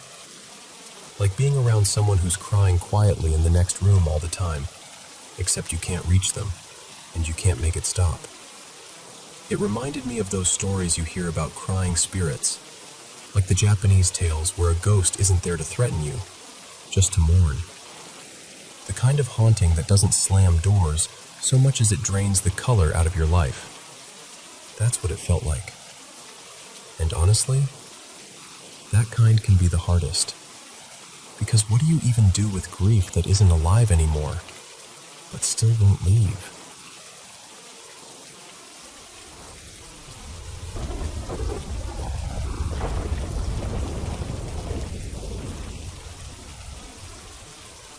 Okay, so I'm gonna tell you this the same way I'd tell a friend over coffee, because I still don't totally know what to do with it. My husband Evan and I bought our house about 8 years ago. It's one of those one-level brick ranch homes, built in the early 1950s, but it had been fully renovated a few months before we moved in. Fresh everything. New paint, new floors, the whole perfect flip vibe. But here's the thing. Even back then, something felt just a little off. Not scary off, just intriguing. Before we put in an offer, I kept asking our agent, do they have any photos of what it looked like before the rehab? Like, I needed to know. You know how some flips are basically a disaster with lipstick on it, covering up water damage or mold or, I don't know, a full-on hoarder situation. Our agent said she asked the listing agent and that there were no before pictures at all. Which, maybe that's normal, but it stuck in my head. Still, the location was great, the yard was huge, and we genuinely loved the house. So we went for it and closed fast, about a month later. Move-in day comes. We're hauling boxes in from this rental truck we could only afford for a couple hours. Back then, we were living on a tight budget, Evan was active duty, and we were doing everything ourselves. While we're sweating and dragging furniture, I notice an older couple sitting right in our driveway like they're waiting. The woman, Luce, was in a wheelchair. Her husband, Mark, sat beside her in a folding chair. Sweet-looking, quiet, mid-70s maybe. We waved and called out that we'd come introduce ourselves once we returned the truck. But when we got back, they were gone. That night, our very first night in the house, we finally crawled into bed exhausted. And about 20 minutes in, we both hear this deep, booming sound. Not like music exactly, more like thump, thump, thump, thump. Almost like drums. And my first reaction, honestly, I was irritated. I remember whispering, "Of course, we finally buy a home and the neighbors blast sound all night." So I got up, crept toward the kitchen, because that's where it sounded like it was coming from. And the second I stepped out there, it stopped. Dead silent. I stood there for a second, annoyed, then went back to bed. Maybe 5 minutes later, thump, thump, thump, thump. Again. This time Evan was already half asleep, but I got up again. Now it sounded like it was coming from the garage. The door to the garage is off the kitchen, so I opened it, peered into the dark, and it stopped instantly. Again. This happened a couple more times. The last time, I shook Evan awake because it started to mess with my nerves. Like, it wasn't just noise anymore. It was the way it stopped the moment I went toward it, every single time. Eventually, we fell asleep, but I'll be honest, my body didn't fully relax all night. The next day, we're still unpacking, and I see the couple outside. So I walk over and introduce myself properly. Luce is warm and chatty, and Mark is friendly, but quieter. She tells me she grew up in the Philippines, and he's originally from Idaho.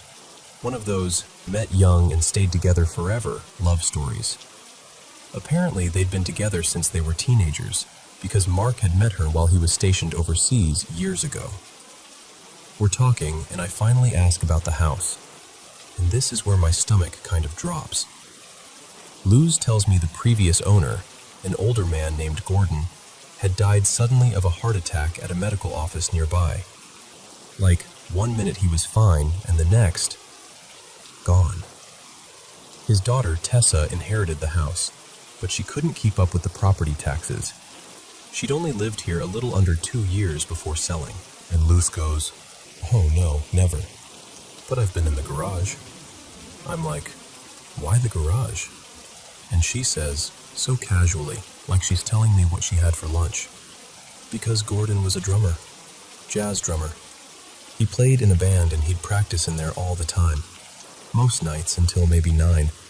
Sometimes later on weekends.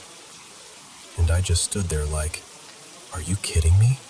Because that booming we heard the first night, it sounded exactly like drums. And it had sounded like it was coming from the garage. After that, though, nothing happened. Not really. The house just became our house. Life got busy. You settle in, you stop. Welcome to Paranormal M. Feels good to do what you love, right? For me, that's grabbing the mic, sitting down, and sharing creepy, mysterious stories with you.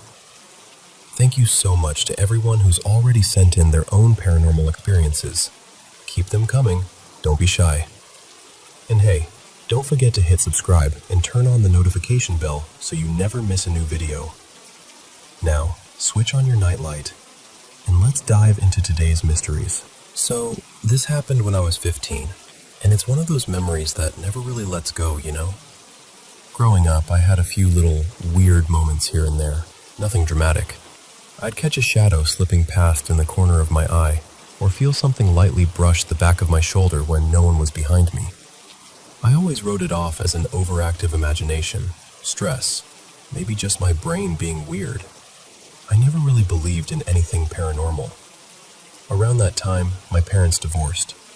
My dad moved into this small apartment complex across town, and my mom moved into a townhouse with her new boyfriend and his 2 kids. We all got along okay at first, but as we got older, everyone kind of retreated into their own corners of life. Different schools, different hobbies, different rooms with doors closed. Before I get to the main part, there's some important background. My mom was in the army before I was born. She made it through her service without any serious injuries, thankfully, but it left a huge mark on who she is. Even after leaving, she stayed really involved, donating to veterans organizations, going to events, volunteering at fundraisers. It was more than just respect. It felt like a promise she was keeping. Part of that came from her dad, my grandfather, Raymond. I never met him. He enlisted when he was young, and he died during a deployment. I don't know a lot of details about how it happened.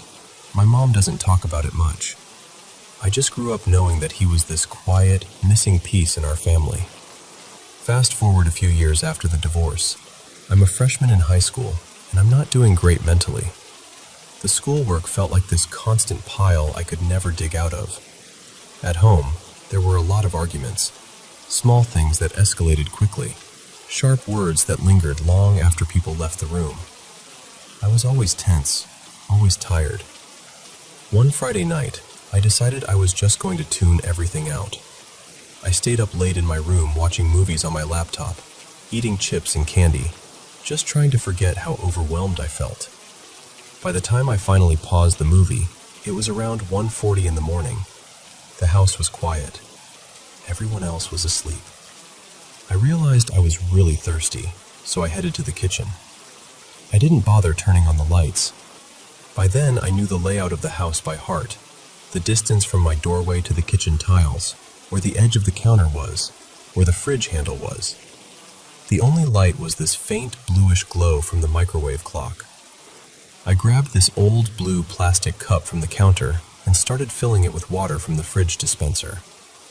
And while I'm standing there, half zoned out, I hear it. A faint screech. It came from the darkness to my left, where the hallway opened up toward the living room. At first, it sounded almost like furniture scraping against the floor, the kind of sound you get when you drag a heavy chair without lifting it. But there was something off about it. It was too sharp, too thin. It made the hairs on the back of my neck stand up. I froze. My first thought was, okay, it's nothing. Calm down. We had 2 cats at the time, and they were always squeezing into places they shouldn't, knocking things over, scratching at stuff. I told myself it was just one of them jumping off the couch or pushing something around on the floor. But the longer I stood there, the colder I felt. My cup wasn't even full yet, and I just thought, you know what? I'm done. I pulled the cup away, not even bothering to stop the drip, and started walking back toward my room. I'd only taken a few steps when I heard it, a raspy, human cough. It came from behind me, from the direction of the living room. I turned around without thinking, and that's when I saw him. There, standing in the shadowy outline of the living room, was a man. He had a short, prickly beard, tired eyes, and his mouth hung just slightly open, like he was about to say something but didn't. He didn't look transparent. There was no glowing aura, no horror movie stuff. He looked solid, real. Like if I walked up to him and pushed him, I'd actually feel him. For a few seconds, my brain was just trying to process stranger, intruder, danger. But then something clicked. I knew that face. It was my uncle, my mom's younger brother, Daniel. He'd died in a car accident the previous winter. The realization hit me like ice water. I remember this rush of chills crawling over my entire body, like my skin suddenly didn't fit right. I didn't scream. I didn't say anything. I just stared, and he stared back, and I couldn't tell if he looked sad or tired or something else. The next part is fuzzy. It's like my brain didn't want to remember it clearly. I remember backing away. I remember turning and walking as fast as I could down the hallway, my legs feeling heavy and light at the same time. I shut my bedroom door and locked it, even though I wasn't sure what a lock would do against whatever that was. I put my movie back on, but I wasn't really watching it. I just needed noise. I stayed up until the sun started to slide through the blinds. Every little creak in the house made me jump. I told almost no one about it. The few people I did tell, they tried to be kind, but you could hear the skepticism. They said things like, "You were exhausted," or "Shadows can play tricks on you," or "Grief does weird things to the mind." And honestly, I wanted to believe them. It was easier to think my brain misfired than to accept that I'd seen my dead uncle in the living room. Life went on. I finished high school. I moved into my 20s. The memory faded into the background. Still there, but covered up by new routines, new problems. Then, a few weeks ago, now that I'm in my early 20s, something happened that pulled it all back. My mom and I went out to this small family diner not too far from where she lives now. You know the kind. Laminated menus, coffee that smells strong but tastes okay, old songs humming softly from a speaker somewhere near the ceiling.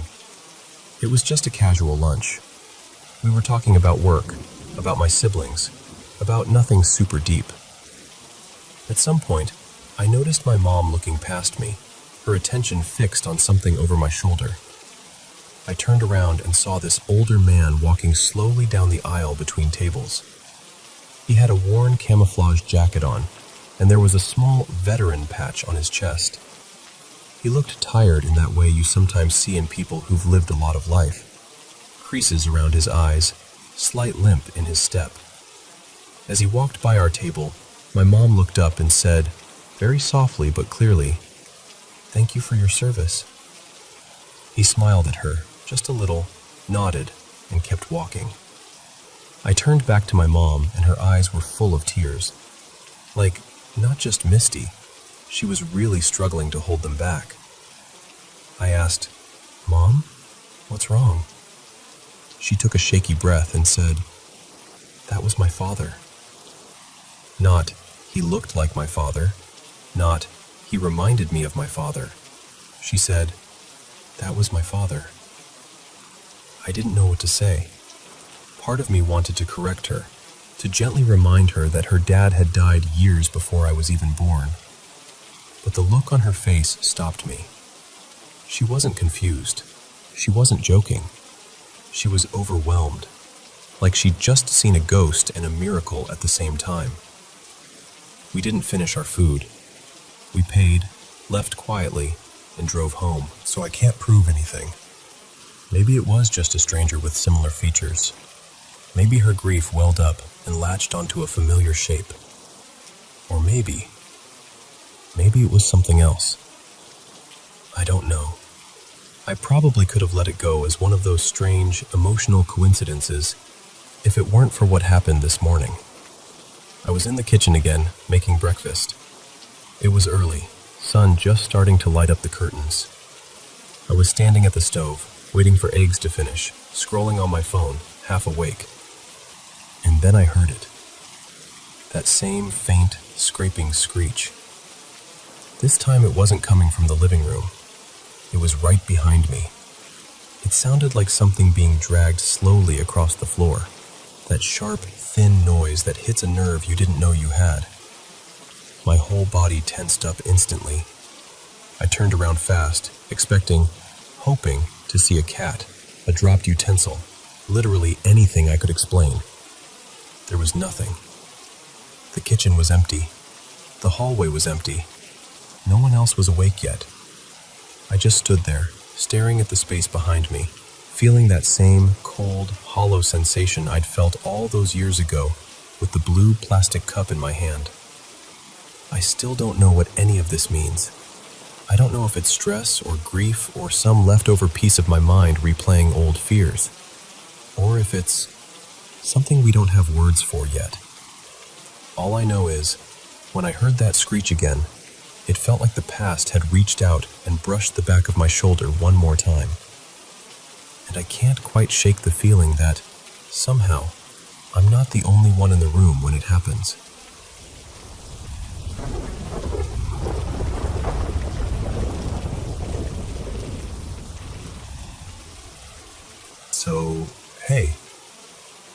First of all, I'm from India, and English isn't my first language, so just be a little patient with me, yeah? I really want to share this properly with you. I've had some weird experiences in my life, like the kind that stick in your mind so clearly it feels like they happened last week, even though years have passed. Tonight I just felt like, okay, I need to say this out loud to someone, and that someone happens to be you. You know, one of my earliest memories is from when I was a kid, maybe 9, something like that. It was early evening, around 6 p.m. I was at home, completely alone, just chilling in the living room and watching Shin-chan on TV. There was this really silly scene, and I started laughing at it, like genuine belly laugh kind of thing. And right after my laugh, I heard another laugh. It was this eerie, creepy laugh, just a little bit delayed after mine, like an echo, but wrong. And it came from right behind me. Not from the TV, not from outside, from behind me. The whole room suddenly felt colder. I remember my body just locking up for a second, and then my brain finally caught up like, nope, we're not doing this today. I bolted. I ran straight out of the house, didn't even bother turning off the TV. I can still feel that sensation, that someone was standing there, laughing with me, but not in a friendly way. And this wasn't just a one-time thing. All through my life, I've had this weird, recurring experience of people calling my name when nobody is actually there. Like, I'll be at home, or walking on an empty street at night, or turning around a corner, or even up on rooftops, and I'll hear my name, clear as day. You know how your own name sounds, right? There's no confusion. It's not like I might have misheard something. This is my name, in a familiar tone, like someone who knows me is calling. I'll turn around, expecting to see someone, and nothing. Just empty space. After a while, it stopped feeling like a simple hearing things moment, and more like something trying to get my attention. One of the experiences that really shook me happened in 2022, sometime around June, in the late afternoon, about 5 p.m. or so. I was on my bed, kind of half lying down, half sitting, scrolling on my phone like we all do. The light was still coming in through the window. It wasn't dark or anything. It was just a normal, lazy day. My bed was pushed up against the wall, and my feet were towards the foot of the bed. I remember I was so focused on my phone that everything else sort of faded into the background. Then I saw it. From the foot of the bed, this human hand slowly came up over the edge. Just the hand. No body. It bent at the wrist and started feeling around on the mattress, tapping lightly, as if it was searching for something. The way you pat around when you've lost your keys or your phone. I just stared. I didn't even scream. I froze. Then, as if it didn't find what it was looking for, the hand straightened back up, moved down, and disappeared over the edge again. That's when my body finally reacted. I jumped up and stood on top of the bed, like the floor was lava. My heart was pounding so hard I could hear it. I checked the foot of the bed. Nothing. I checked the left side. Nothing. Then I jumped off the right side, closer to the door, and looked under the bed. No one. Nothing. No place where someone could be hiding.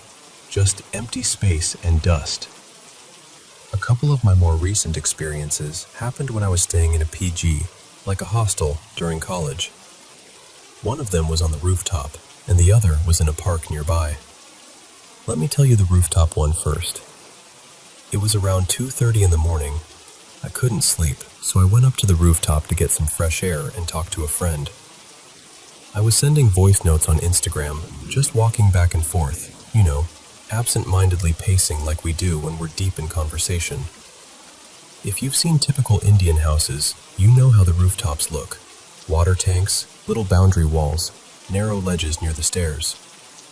I was walking near the area where the water tanks are, and that's when I noticed it. There was this humanoid shadow figure sitting on the edge of the small gateway structure that leads onto the roof. At first, I thought it was just some trick of the light, like maybe a cloth or something hanging.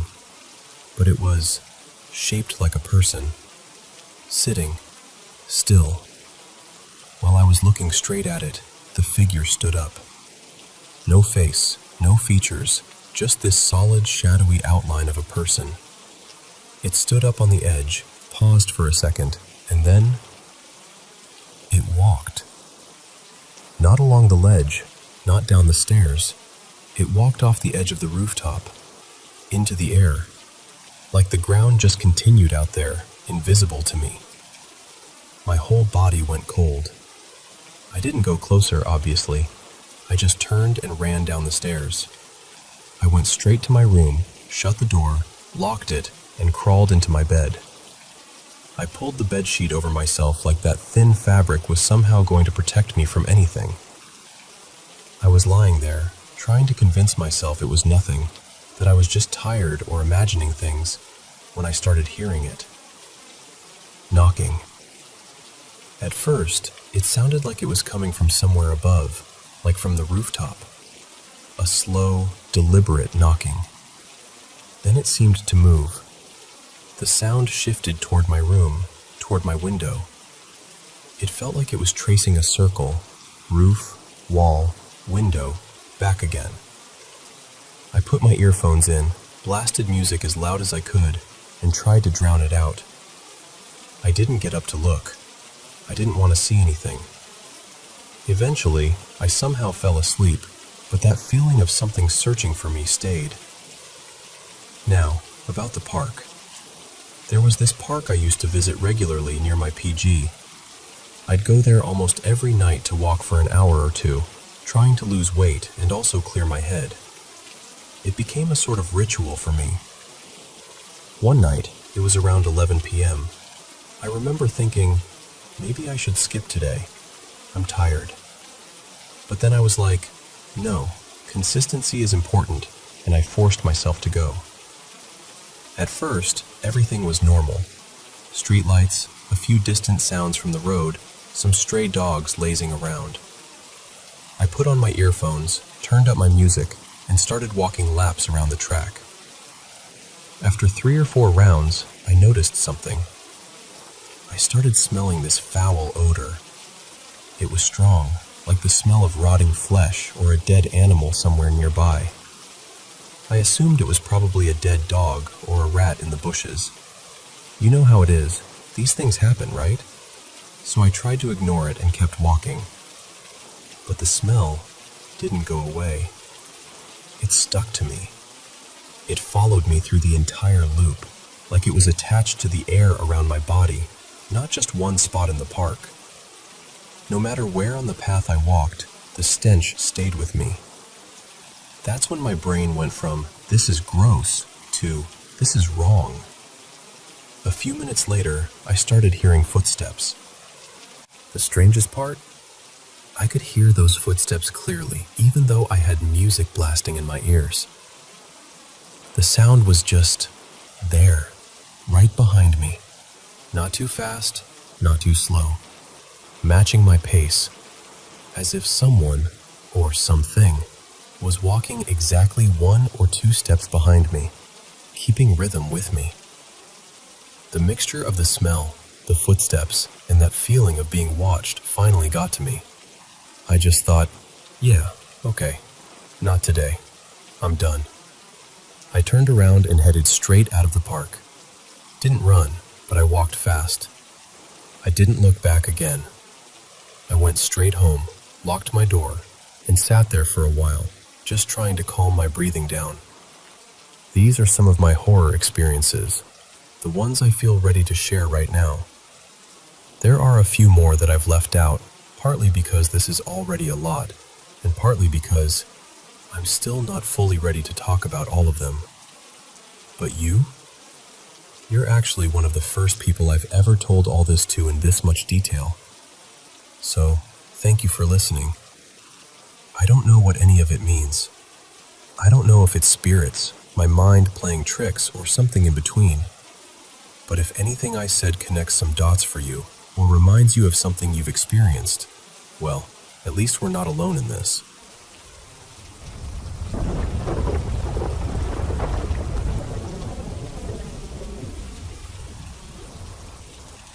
So, I never really know where to start with all of this. I'm 42 now, and for as long as I can remember, there's just been this extra layer to my life. Nothing big and cinematic, nothing that left me traumatized. Just these small, strange moments that don't quite fit anywhere. Lately, they've been looping in my head, and I keep wondering if there's something I'm supposed to understand that I've been missing. When I was about 6, I woke up in the middle of the night and saw my dad's mom standing in my bedroom. I was at my mom's house. My parents divorced when I was little, and there was absolutely no reason my grandmother would have been there. She was just standing by my dresser, quiet, not moving. And next to her was a man I'd never seen before. He was maybe in his 50s, kind of serious looking, but not scary. I remember just sitting up and thinking, well, that's weird. And then I got out of bed and went straight to wake up my mom. I told her, "Nana is in my room." She looked confused, but followed me back down the hall. Of course, the room was empty. The next day, after school, my brother and I were supposed to walk to my dad's, but a family friend pulled up instead and told us to get in the car. My dad wasn't home, they said. My grandmother had passed away overnight. My dad had been with his brother making arrangements. After the funeral, we were at my grandmother's house going through old photos. Everyone was talking and pointing and telling stories. I was flipping through an album when I stopped at a picture. I recognized the man immediately. Same face, same expression as the man standing next to my grandmother in my room. I pointed and said, "Who's that?" My uncle, let's call him Dave, leaned over and said, "Oh, that's your grandpa, Leo. He died when your dad was in high school." I'd never seen a picture of him before that moment. Growing up after that, there were always little odd things in our house. Random creaks in the hallway when nobody was there. That soft murmur of voices you can't quite make out when you're home alone. Doors that absolutely refused to stay shut, even the one with that stubborn lock. None of it ever felt like a horror movie. It was more like just another quirk of the house, like the kitchen drawer that always stuck halfway. I don't remember being terrified, just vaguely aware that our home was a little busier than it looked. When I was about 9, my mom remarried. My stepdad, let's call him Ray, was actually the first adult to openly say, "Okay, something is off in this house." He told us that ever since he was a kid, he'd kind of seen things, felt things. Nothing dramatic, just aware. And we noticed something. When Ray was home, the house was quieter. Still not totally normal, but toned down. When he traveled for work, though, the weird stuff ramped up.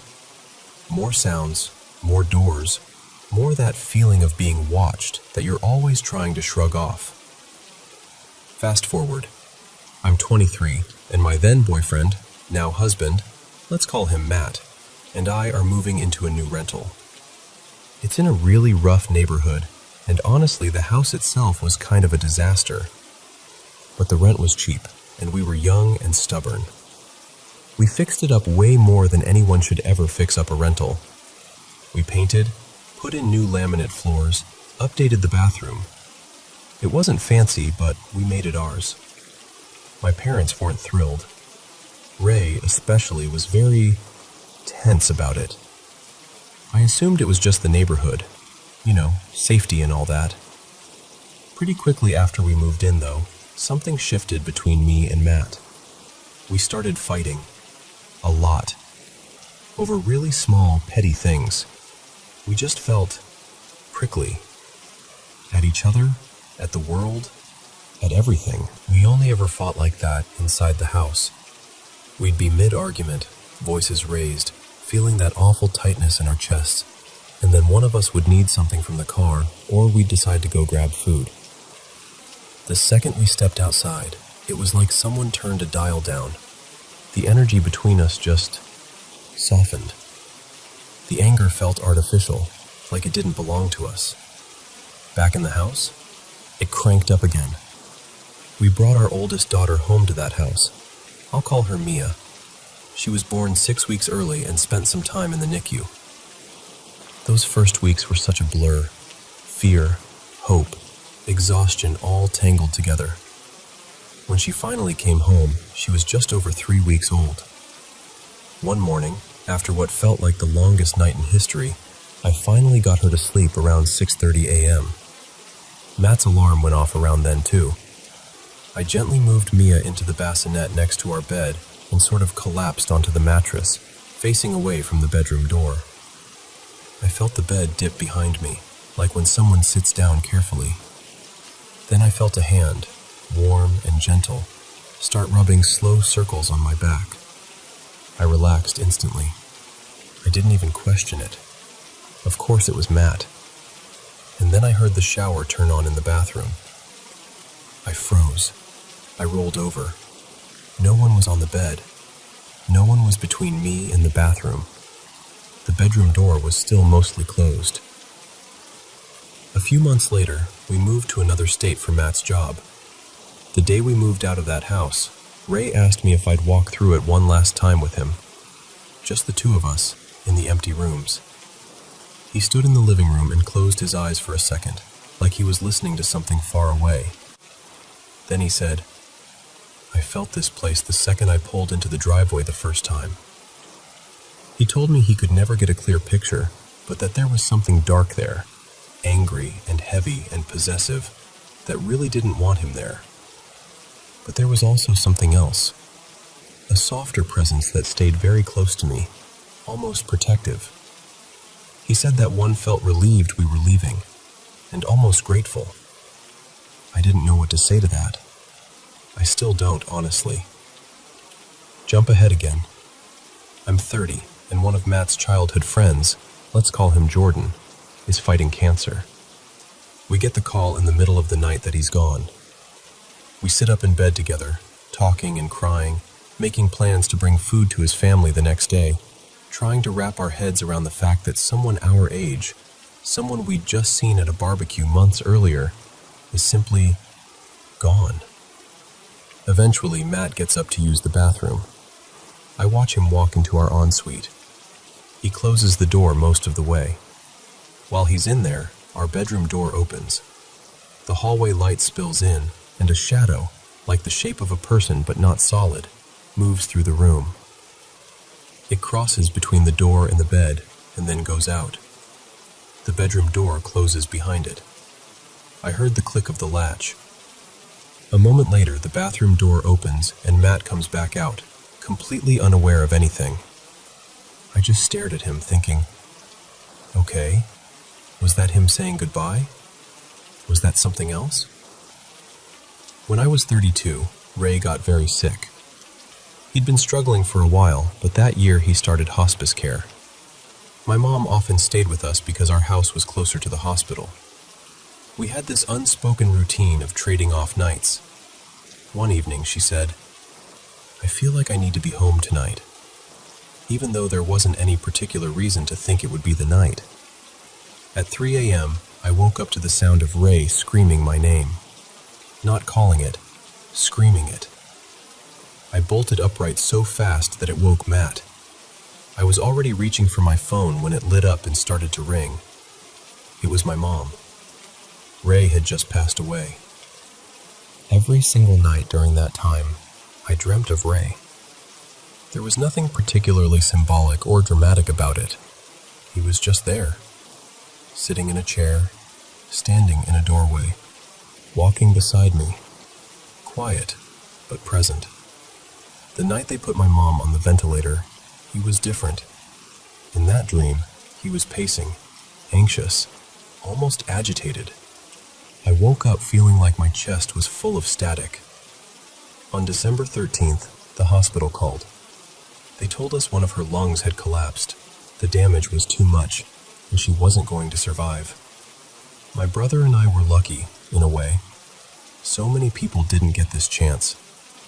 We were allowed to sit in the ICU hallway, just on the other side of the sliding glass door from her room, while they removed the ventilator. We knew it it was only a matter of minutes. I sat in the plastic chair, watching the monitors, watching her chest, feeling my brother pacing behind me. I remember the scuffed floor, the harsh lighting, the faint beeping from nearby rooms. And then, all at once, there was this piercing ringing in my ears, so loud it felt like it was inside my bones. My vision went dark around the edges, like someone was dimming the world, and I had this overpowering sensation that everything had just shifted. Not just my world, the world. The hallway tilted, the spinning got worse, and I slipped out of my chair onto the floor. My brother was at my side when the doctor came out and told us she was gone. Nothing has felt quite the same since that moment. It's like life continued, but slightly out of alignment. Last summer, when I was 40, my oldest, Mia, was gone for a few months chasing her drum corps dreams. If you know, you know. It was the night before she was due to come home, and we were all buzzing around the house trying to get everything ready. We live just outside a small, rural town. We have neighbors, but not close enough to casually lean over a fence and chat or anything. We don't have trash pickup out there, so once a week we load up the bags and take them into town. That evening, Matt and our younger two, let's call them Emma and Jack, went to run the trash while I stayed behind to clean out Mia's car. It was still light out, but heading toward dusk. I grabbed the shop vac, opened the car doors, and for a moment I thought, maybe I should wait until they're back. I won't be able to hear anything with this vacuum running, and I'm all alone. But then I brushed it off. I told myself, it's fine, it's early, you're being dramatic, and started vacuuming the front passenger floorboard. I was bent over, focused on that one stubborn little corner of dirt, when I heard 3 loud knocks on the side of the car. Not faint, not maybe it was an animal. Loud, solid. I felt the vibration through the door. I turned my head so fast I nearly hit it on the door frame. Nothing. No one there. Nothing moving in the yard. No wind, no car passing by, no branch nearby that could have hit it. Everything went weirdly still. I could hear coyotes way off in the distance. That's totally normal for us. But up close? Nothing. Just this thick quiet. And then I heard it, clear as if someone was standing right next to me. Go inside. It wasn't a voice I recognized, but it wasn't in my head either. It felt external, calm but firm. So I listened.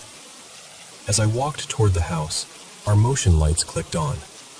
The thing is, they're set so they usually don't come on until it's properly dark. But they lit up then, early, following me up the path like they were leading the way. I went inside, shut the door, and just stood there. My heart was pounding, but there was also this feeling like I just avoided something I should never meet. I can't explain it better than that, but that moment, I think about it almost every week. There's something about it that lodged itself under my skin. And now, we're back to where I started. I keep replaying all these things. My grandparents in my room, the house that made us fight, shadows in doorways, Ray calling my name, dreams of him when Mom was dying, that shift in the hallway, the knocks on the car, the voice telling me to go inside. Any one of them, by itself, I can kind of rationalize away.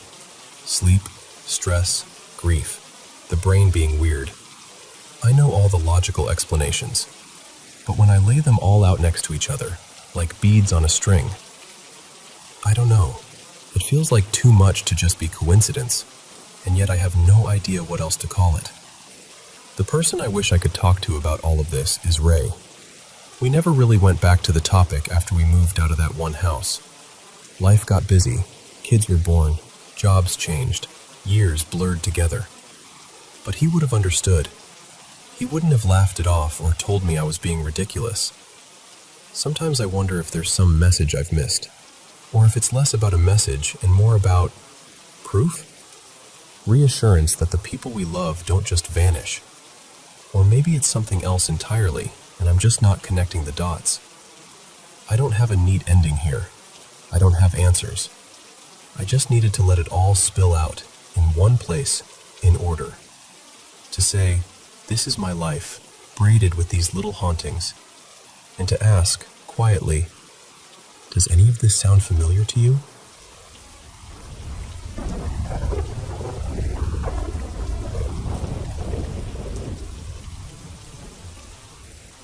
Okay, so let me just talk to you like we're sitting at my kitchen table, because I still don't totally know what to make of all this. It started really small. One afternoon in my apartment, my daughter, Mia, suddenly goes, "Mama, there's a ghost here." Just once. Super casual, like she was pointing out a chair. I laughed, my partner Leo laughed, and we just sort of brushed it off. Kids say weird stuff, right? But after that, these little things kept happening. Me and Leo would be in the apartment, sometimes literally less than 3 feet apart, and I'd hear him say my name. Clear as day. I'd answer, turn to him, and he'd be like, "I didn't say anything." Then it would happen to him too. He'd swear he heard me call him from right behind him when I hadn't opened my mouth. At first we joked we were just tired, hearing things. I've also seen my bedroom door slowly push open while I'm lying on my bed, facing it. You know that lazy kind of swing? Every time, I'd blame it on the breeze from the windows. Must be the wind, I'd tell myself, even though sometimes the air felt completely still. Then work slowed down, and I started being home alone more, which is when it really got under my skin. One day I was standing at the little bar counter in my kitchen, eating instant noodles straight from the bowl and staring at Mia's drawings on the fridge. These bright little scribbles everywhere. The apartment was quiet. No TV, no music, just me. And then I hear it. The microwave door pops open. You know that soft click and then that slow, heavy swing? It did that.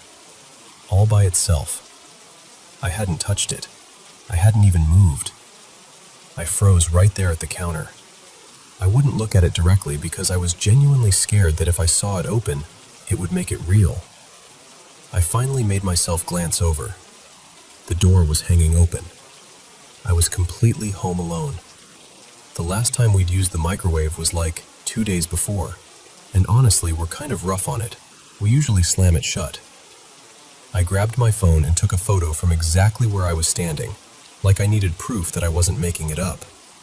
Then I called Leo, then my family, basically freaking out, like, I didn't move.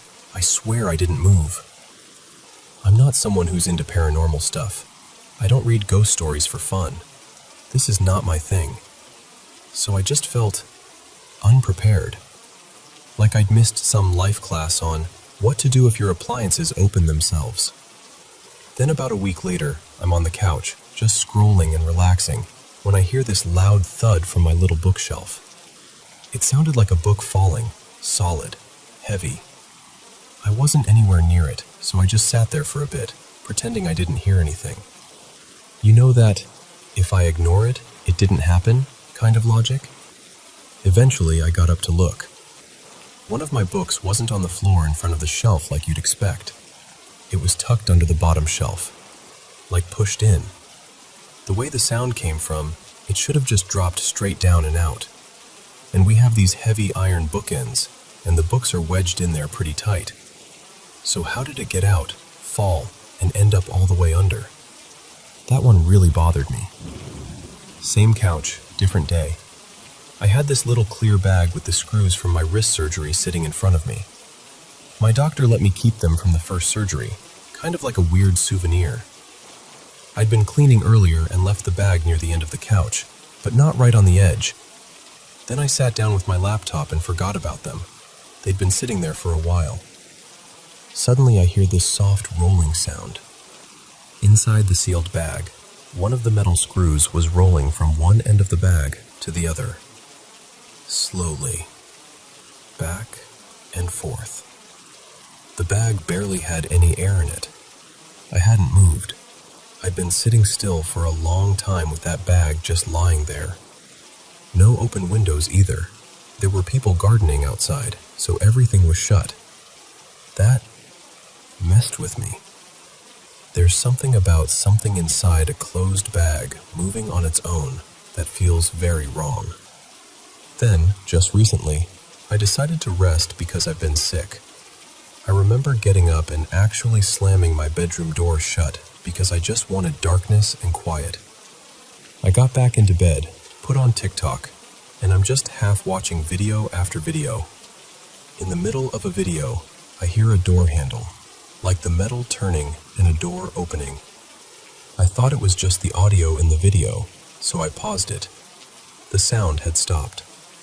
And when I looked over, my door, the one I know I slammed shut, was now cracked open. Just slightly, like someone had carefully opened it and then stopped. And here's the thing, I don't have a long list of dead relatives or anything. There are 2 estranged grandparents I barely knew, and my abuelo, and that's pretty much it. But I do have a cadaver bone in my wrist from surgery, which occasionally pops into my mind when this stuff happens, like, what exactly am I carrying around with me now? My dad, Luis, thinks I just need cats in the house. He swears cats chase away whatever this is. We grew up with cats, always at least one, so maybe that's why nothing like this ever happened before. But now I'm allergic. My chest tightens up and my eyes puff, so that's not an easy option anymore. At this point, I'm honestly over it. It started out scary, and now it's just making me mad. It feels like I can't relax in my own home. I just want to be left alone.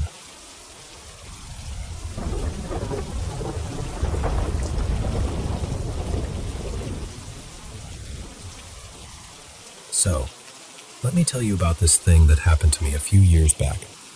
At the time, I was in my early 30s, living in this little prefab house on about 3 acres of land. On the same property, there was this old farmhouse, original to the land, built sometime in the early 1900s. We didn't live in it. It was too run down, so we just used it for storage. But honestly, that place gave me the creeps. I would never go in there alone, and definitely not at night. It had that heavy, watching kind of feeling, you know? One night, I'm asleep, and I have this really vivid dream. In the dream, I wake up, and there, standing on my side of the bed, is a young couple. They looked like they'd stepped straight out of the late 1940s or early 1950s. The woman had on this simple, floral day dress, her hair curled and pinned in that vintage style. The man was wearing what looked like an old military flight jacket, like something a pilot would have worn. They weren't threatening or anything, but they were sad. Just this deep, aching sadness. They were talking to me, both of them, kind of urgently, like they really needed me to understand something. But in that weird, dreamlike way, I couldn't quite make out the words. The only clear sense I got was, find it. That was it. Find something. I woke up with that heavy, sad feeling stuck to me. For a minute, I just lay there, staring at the ceiling like, okay, that was intense. But eventually, I did what we usually do with weird dreams. I shrugged it off. The next day, my husband, Evan, asked me to help him with something out in the old house.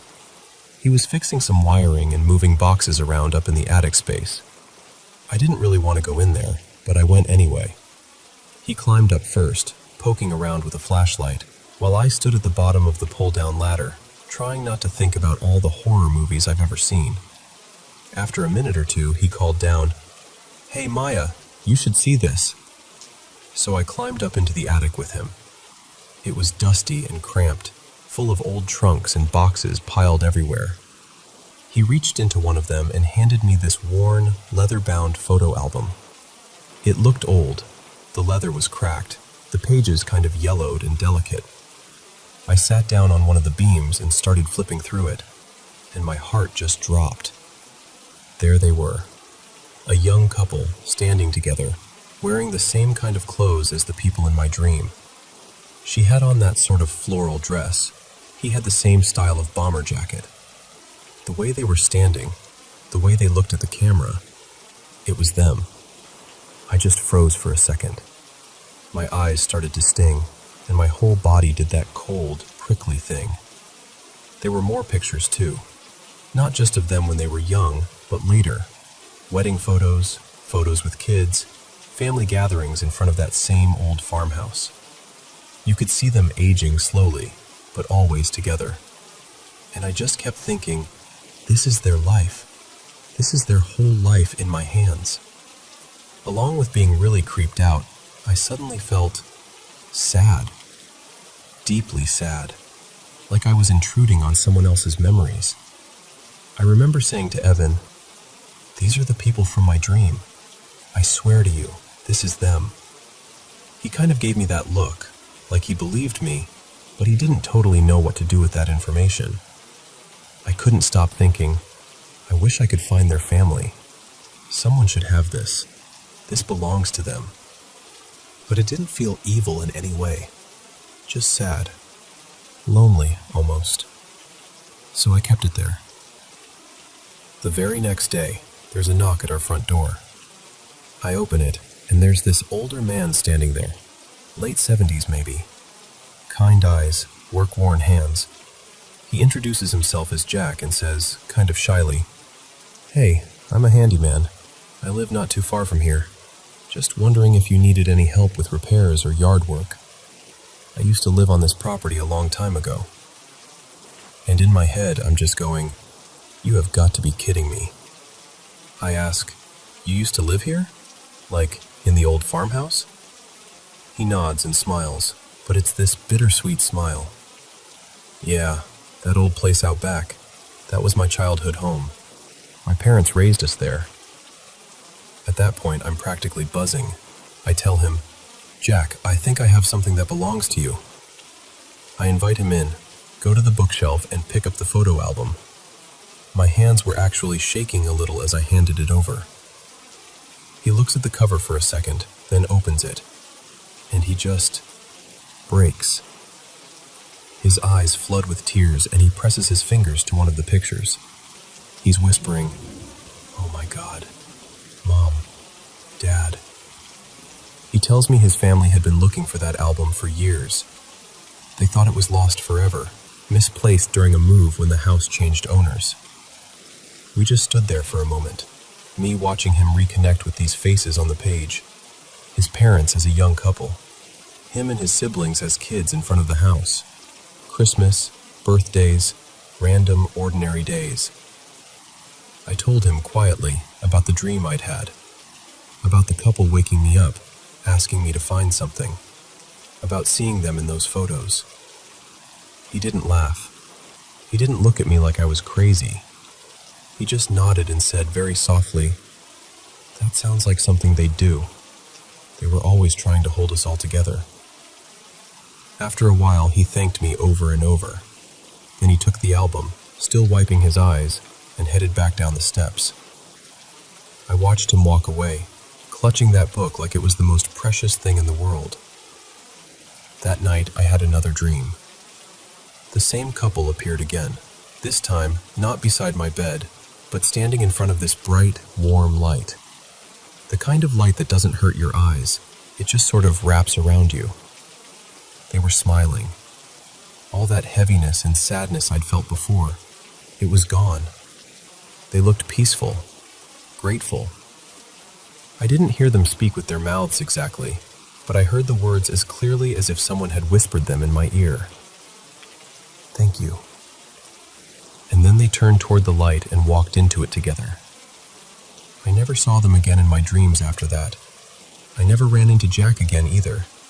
He just disappeared back into his life, I guess, with his parents' memories back in his hands where they belonged.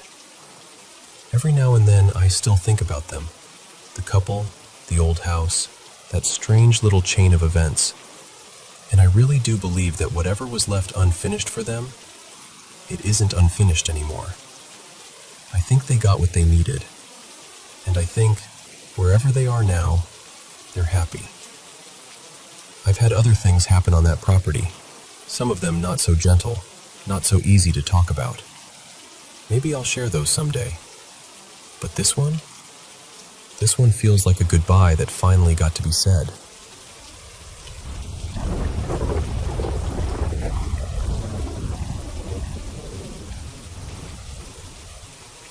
So, what do you think about ghost tours? Personally, I love them. Not because I'm obsessed with ghosts or anything like that, but because they make history feel a little more alive. Or, I guess, unalive.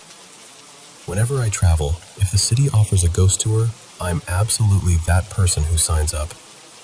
A couple of years ago, I took one in Raleigh, North Carolina. I've got to be honest with you, it wasn't the best one I've ever done. I'd done tours in places like Savannah and New Orleans that were way more dramatic and spooky. This one in Raleigh felt kind of mild. It might have just been our guide, though. His name was Marcus. Nice guy, but not exactly dripping with theatrical flair. Anyway, we're near the end of the night, maybe the last 2 or 3 stops. The group had just walked a few blocks from this old historic house, one of those beautiful white homes with the big columns, down toward the state capitol building. It was a warm autumn night, a little breezy, and everyone was kind of tired but in good spirits. Marcus starts into his usual spiel about the Capitol. Who designed it, the fires, the rumors about some lawmaker's ghost pacing the halls at night. When, suddenly, this woman in our group just breaks down crying. Like, full-on sobbing. It completely cuts him off. He stops mid-sentence and just looks at her, and the whole group kind of freezes. You know that awkward moment where everyone pretends they're not staring, but absolutely everyone is staring. That was us. But to their credit, people were really gentle about it.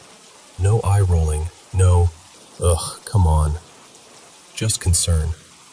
Marcus walks over to her and asks softly if she's okay. She can't even get a word out at first. She's shaking, covering her face. Her shoulders are just heaving. Her name, I later found out, was Linda. One of the people with her, her adult son, Daniel, starts rubbing her back, trying to comfort her. The rest of us are just standing there in this weird, heavy silence, in front of a government building at like 10:30 at night. After a few minutes, she calms down enough to breathe normally again. Marcus gently pulls her a little aside, and they have this quick, quiet conversation out of earshot. You can see him nodding, asking a couple of questions, really listening. Then they come back over to us, and Marcus says, So, Linda would like to share what just happened, if that's okay with everyone. Of course we all nod. At that point, the tour about haunted politicians suddenly feels like the least interesting thing on the menu. So Linda takes a breath, wipes her face with a tissue, and starts talking. She tells us that her dad passed away about a year before. He'd been sick for a long time, in and out of the hospital, and he spent his last days in a small hospice center just outside the city. On his last night, she sat by his bed and made him promise, really made him promise, that if there was anything after this life, he would find a way to let her know he was okay. Not in a vague, I'll send you a sign sort of way, but something that felt like him, something she would recognize. Fast forward to that night on the tour. She said that as we left the historic house and started walking toward the Capitol, she suddenly felt this presence. That's the word she used. Presence. Not like she saw anything. Not yet.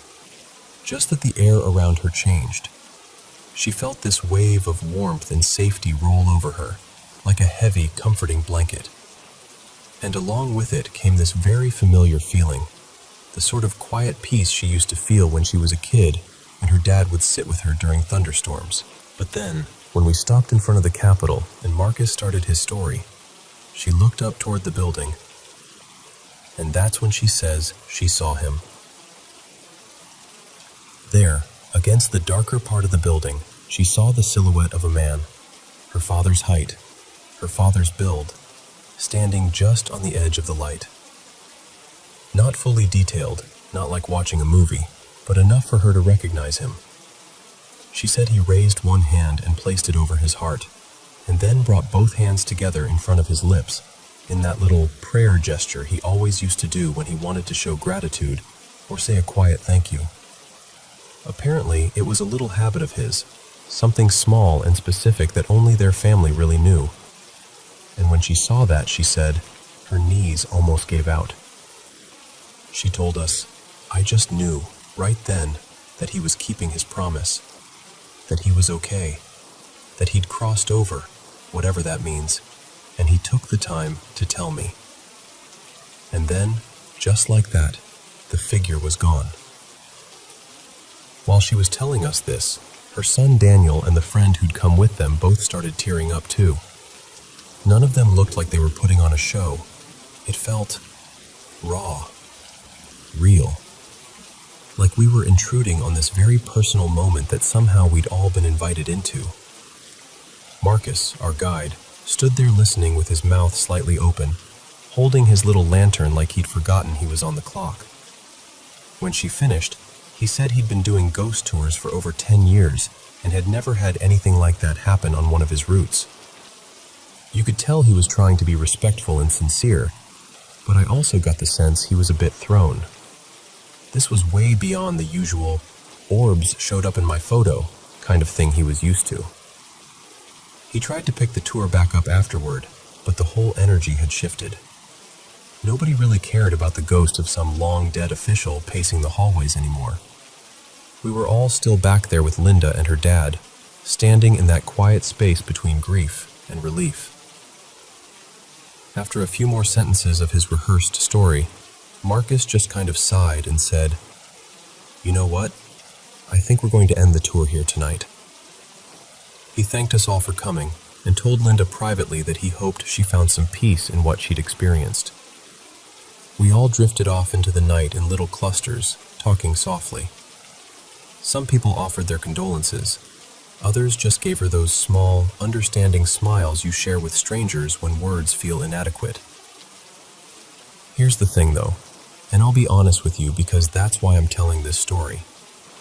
I don't want to downplay whatever closure Linda might have found. If that moment helped her soften the sharp edges of her grief, then it was important. Part of me absolutely wants to believe her dad reached out from wherever he is and kept his promise in the most him way possible. But another part of me wonders if her mind created that experience for her. Grief can be so powerful, and the human brain is incredibly good at giving us the stories we need in order to heal. We were on a ghost tour at night, in front of this dramatic old building, talking about spirits and tragic deaths. If there's ever a time for your subconscious to stage a meaningful scene, that's it. So did we witness something genuinely supernatural? Or did we witness the moment her heart finally allowed itself to feel at peace? I don't know. What I do know is that for Linda, it was real. Her hands were shaking. Her voice cracked. Her son held her like he'd watched her carry that weight for a long time. Whether it was her father's spirit or her mind's way of keeping his promise for him, it gave her the comfort she'd been waiting for. Odd place for it to happen, maybe, but I guess grief doesn't really care where you are, on your couch, in a hospital, or standing under the streetlights in front of a state capitol, listening for ghosts.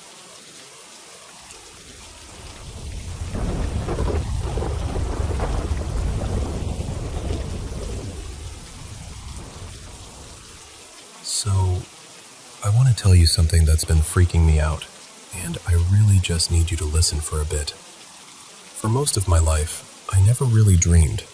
Like, I'd close my eyes, and it was just this blank nothing until my alarm went off. No nightmares, no flying dreams, nothing. Just off, and then on again.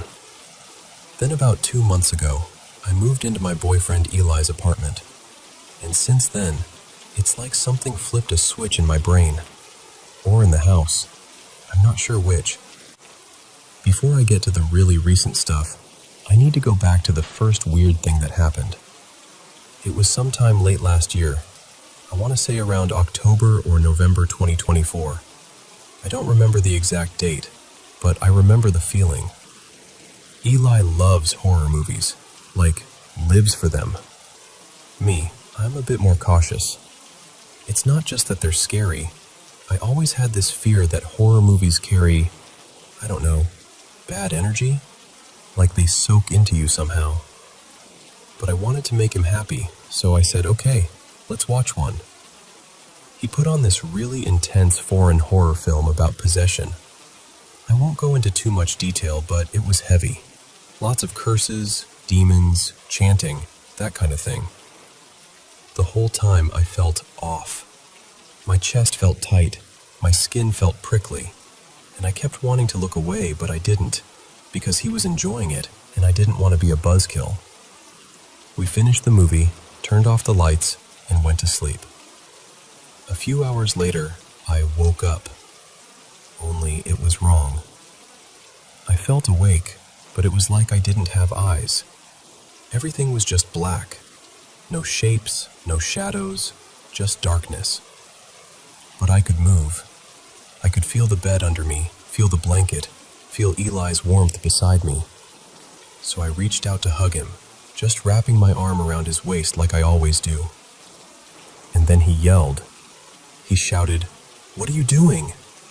Like really startled, and his voice snapped me fully awake. My vision came back all at once, and I looked down and saw my hand on his stomach. And there were scratch marks, deep ones. His skin was torn, and I could see beads of blood. I just froze. I had no memory of scratching him. I didn't feel my nails drag across his skin. I didn't feel that resistance you get when you accidentally scratch someone. Nothing. It was like my body did something and my mind wasn't there for it. That was the first time I felt like, okay, something isn't right. Fast forward to this year. Around late June 2025, everything escalated. I started dreaming. Not just regular dreams, lucid dreams. Not the fun kind either. I couldn't control the world around me, but I was fully aware I was dreaming. I could think, I could talk, I could move, but the rules weren't mine. It started with these loops, false awakenings. I'd wake up in bed with Eli next to me, but we weren't in his apartment. We were in this unfamiliar house. Everything looked normal enough, sunlight coming in, furniture, the usual, but something felt shifted. I'd get up, walk around, maybe check my phone, do normal things, and then at some point, I'd lie back down. And then I'd wake up again. Same bed, same unfamiliar house, same sequence of normal stuff. The first time this happened, I think I looped maybe 5 times before I actually woke up in my real bed, in the real apartment. After that, these loops became regular. Not every night, but often enough that I started dreading sleep. Then things got worse. One night, about a week later, I had this dream where I was being chased by these things. I can't even describe them properly, like shifting shadows with too many limbs. I was terrified. My heart was pounding, even though I knew it was a dream. And in the dream, I tried something. I forced myself to sleep. Like, I lay down inside the dream and told myself, go to sleep, just sleep. And somehow, I did. I felt that dropping sensation, like when you drift off on a really bad day. When I woke up, I was back in that same strange house.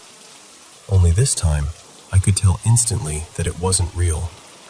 Everything had that too sharp texture dreams sometimes have. The colors were slightly off. The air felt thick. I pinched my arm to check, and instead of pain, I got this weird, tingly numbness, like when your foot falls asleep. That's when I knew for sure I was still dreaming. That night, I looped again and again, waking up in the same house, going through some variation of a day, realizing I was in a dream, and then snapping out into another one. I counted 29 loops before I woke up for real. After that, a new pattern started. There was this man who kept appearing in my dreams. At first, he looked just like Eli. Same hair, same build, same way of standing with his weight on one leg. But when I looked closely, little things were wrong. His eyes were slightly the wrong shade. His smile was a bit too wide, or his voice had this weird echo to it. It was like someone had studied my boyfriend and tried to copy him, but didn't quite get all the details right.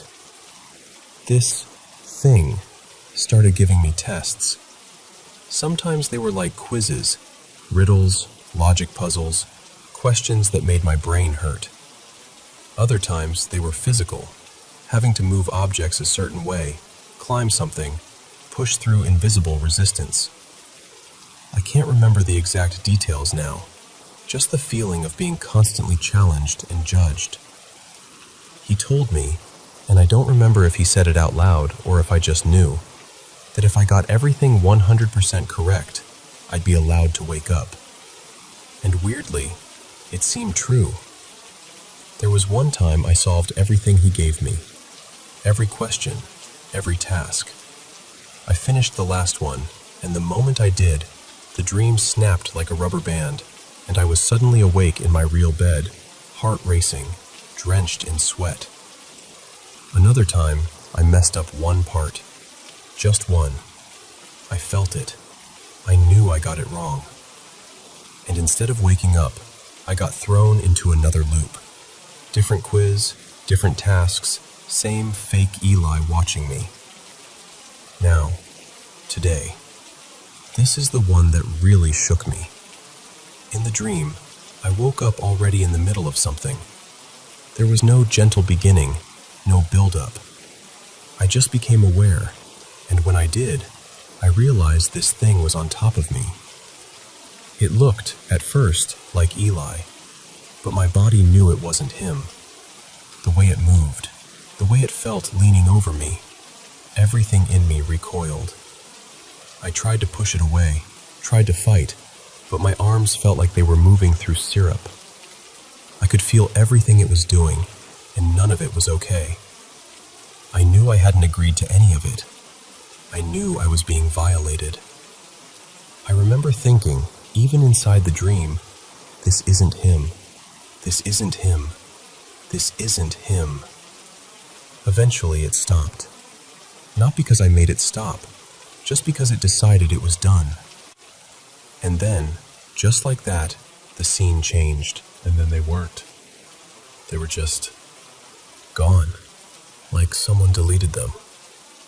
The fake Eli came back and gave me this strange watch. It looked normal at first, like something you'd buy in a store, but when I looked closer, the face of it was some kind of shifting puzzle. Symbols sliding around, numbers rearranging themselves. He told me I needed to solve it. I remember at least 2 loops there, maybe more. There's one whole loop I just can't recall at all. It's like that part of my memory has been erased. Then I shifted into what I think was the final loop. This time, instead of appearing in a house or room, I became aware in this in-between place. I didn't really have a body. I couldn't feel my arms or legs. The only part of me that existed was my head, and it was being dipped in and out of water. When my head went underwater, everything changed. I could see these massive structures that looked kind of like skyscrapers, but they weren't quite buildings. They were stacked, layered, glowing from the inside. Each window was pouring out bright white or blue light, and behind all of it was this endless blue horizon. It didn't feel like a city. It felt like data, like some kind of enormous archive. My brain labeled it as a data center, even though it was underwater and made no logical sense. Every time my head dipped below the surface, I'd feel this shift in the atmosphere, like I was being scanned or sorted. Then my head came back up, and I wasn't in the water anymore. I was in a body again. A vessel is the word that came to mind. I could feel weight, gravity, pain, and I had this strong sense that I could choose to leave that body if I wanted. Like I could just step out, disconnect. For a second, I tried. I felt this terrifying pulling sensation, like my soul was peeling away from my skin. It was the most intense vulnerability I've ever felt. Like if I went any further, there'd be no coming back. And I don't know how I knew this, but I had this instinct that if I left, I wouldn't wake up somewhere better. I'd wake up somewhere worse, or not at all. So I panicked and let myself sink back into the body. When I did, the scene solidified around me. I looked down at my arm and just froze. From my elbow downward, there was another arm stitched onto mine, like someone had attached it, Frankenstein style. I could feel the weight of it, the tug of the stitches. Every tiny movement sent sharp, burning pain up my arm. The skin was swollen and angry, and the seam where the two arms met was raw and messed up. Then this assistant appeared. Not the fake Eli, but someone who worked for him, I guess. They looked tired and bored, like this was just another day at the office. They told me to walk over to the fake Eli so we could run a test or do an experiment, something like that. I don't remember the exact words, but I remembered the dread. This heavy, sinking knowing that whatever they were about to do to me was going to hurt. A lot. I started walking toward him, feeling every stitch pull in my arm, my whole body screaming that this was wrong, wrong, wrong. And then I heard it. Eli's real voice. He was calling my name. Not from the dream, from outside it. I realized I was on a call with him in real life. We'd fallen asleep while we were still connected. His voice cut through the entire scene like a knife. The dream melted, like when you wipe steam off a mirror, and I woke up for real. In my bed, phone beside me, his voice in my ear asking, "Are you okay? You were making weird noises." I just lay there, shaking. I don't have answers. I don't have some big conclusion. I just know that I went from never dreaming at all to being trapped in these looped, lucid nightmares with someone wearing my boyfriend's face and making me earn my right to wake up. And if you've listened all the way through this, thank you. Really. Even just telling someone makes me feel a tiny bit less alone in it.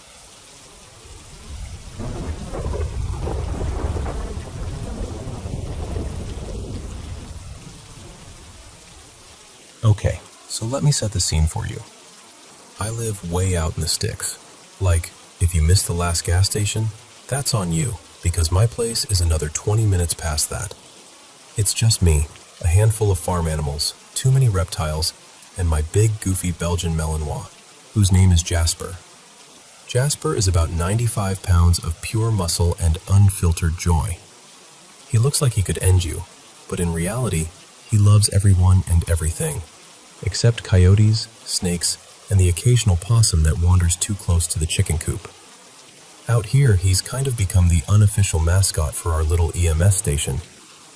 I work these long, multi-day shifts as a paramedic, so sometimes I'm gone for a couple nights. When that happens, Jasper takes his job of ranch security officer extremely seriously. The firefighters swing by to check on him, and a couple of my neighbors will stop in, give him treats, throw a ball so he's not lonely. I've got cameras all around the place so I can peek in on him when I'm at the station and make sure everything's all right. Now, Jasper has a routine. Around 9:30 or 10 every night, he does his patrol. He runs the fence line, checks the goats and the chickens, gives a suspicious stare to the tree line, and then he comes back and flops on the front porch like a furry gargoyle. When he's finally ready to come in, he does this very specific thing with the back door. He throws his shoulder into it and drags one paw down the frame. It makes this loud, scraping thump that you could pick out of a hurricane. I call it the Jasper noise. So anyway, this was last Thursday. I let Jasper out for his usual patrol. I hear him take off across the yard, nails on the deck, then silence as he disappears into the dark. I head to the bathroom, take my time, then wander back to my chair in the living room. I'm working on a new reptile enclosure design on my laptop, trying to figure out where I'm putting the next lizard condo, you know? I'm just kind of half focused, half zoned out when I glance down the hallway. And Jasper is lying there on the floor. He's on his side, facing away from me, stretched out like he always does after a big run. His breathing is a little off, not panting, but these deep, slightly irregular breaths.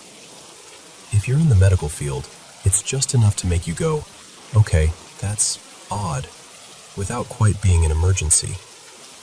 My brain does this quick little stutter, because I did not let him back in. And there is no way into my house that doesn't involve a locked door or a closed window. No dog door, no open anything, just me, and apparently, Jasper. So I do what I always do to get his attention. I clack my tongue against my cheek. He reacts exactly like Jasper would. He lifts his head, gets up slowly, and starts walking down the hallway away from me, toward the back room where I keep most of the reptile racks and an old sofa. He's moving calmly, like he's just going to find a spot to crash. And as this Jasper is walking away down the hallway, I hear it. The Jasper noise. That exact shoulder thump, paw scrape combination, loud and clear at the back door. I freeze for a second. Then I walk to the back door, and through the glass I see Jasper. Outside. Tail wagging, ears perked, doing his happy little tight circle because he knows I'm about to let him in. That's my dog, no question. Tongue out, eyes bright, excited to see me. That's the real Jasper. And there's no way out of that room. No doors to the outside. Just the sofa and the cages. At this point, my heart rate has joined a drum line. I clack at the Jasper outside, and he gives his usual quick little yip like, "Hey, open the door already." Exact same sound he always makes. That's all the confirmation I need. I unlock the door and let him in. And as soon as he crosses the threshold, everything about him changes. He goes from happy doofus to full-on tactical mode. Hackles straight up. Low, ugly growl in his chest. He barrels past me down the hallway, nails digging into the floor, barking like he's ready to tear something apart. He rushes into the back room. Nothing. No dog. No raccoon. No person. Just the sofa, the reptile racks, and air that suddenly feels way too heavy. Jasper checks under the furniture, behind the racks, every corner. Then he does another sweep. And another. For the next hour, he is on high alert. Pacing, sniffing, growling at empty doorways, running back to the hallway, back to the back room, then to each window like he's trying to find whatever it was he smelled or sensed. I didn't let him outside again that night. I didn't want whatever this was to become a game of chase. That was my first real run-in with what I've started calling Other Jasper. I've seen it twice since. The last time was just after midnight, a couple of nights ago. I'm half asleep, scrolling on my phone, when I hear it at the back door. The bump and scratch. The Jasper noise. Exact rhythm, exact weight. Real Jasper is already inside, asleep at the foot of my bed. At the sound, he snaps awake like someone flipped a switch. He doesn't even look at me first. He's on his feet, hackles up, teeth bared, that deep, furious bark he only uses when he thinks something is seriously wrong. He charges the back door like he's ready to go straight through it. I get up, heart in my throat, and flip on the porch light. There's nothing there. No dog, no shadows moving. Just the empty porch and the yard beyond it. And here's the part that really gets me. Whatever Other Jasper is, it doesn't trigger my alarms. I've got motion sensors and cameras, good ones. They'll pick up a moth flying too close or a stray cat sneaking around. But every time I've heard that noise and gone back to check the recordings, there's nothing. No alerts. No motion detected. No figure. No dog. Just the sound, and the way my very real Jasper reacts like something is trespassing in his world. So I'm looking into getting a different kind of setup. Maybe some trail cameras, a few more angles, see if I can catch anything that my regular system is missing. Part of me is curious. Part of me really isn't. I'm not terrified exactly. I've dealt with enough real-world emergencies that I don't rattle easily, and I'm pretty confident in my ability to handle a problem if it decides to become tangible. But I will say this. If you ever come visit me out here, especially after dark, do me a favor. If you see a dog outside that looks like Jasper, big Malinois, serious eyes, murder dog face, don't just assume it's him. Don't go petting him or calling his name. Shoot me a text or give me a call first. I'll tell you whether Jasper is supposed to be inside or out. Because my dog, my real Jasper, he absolutely does not trust whatever that other one is. And I've learned to trust his instincts.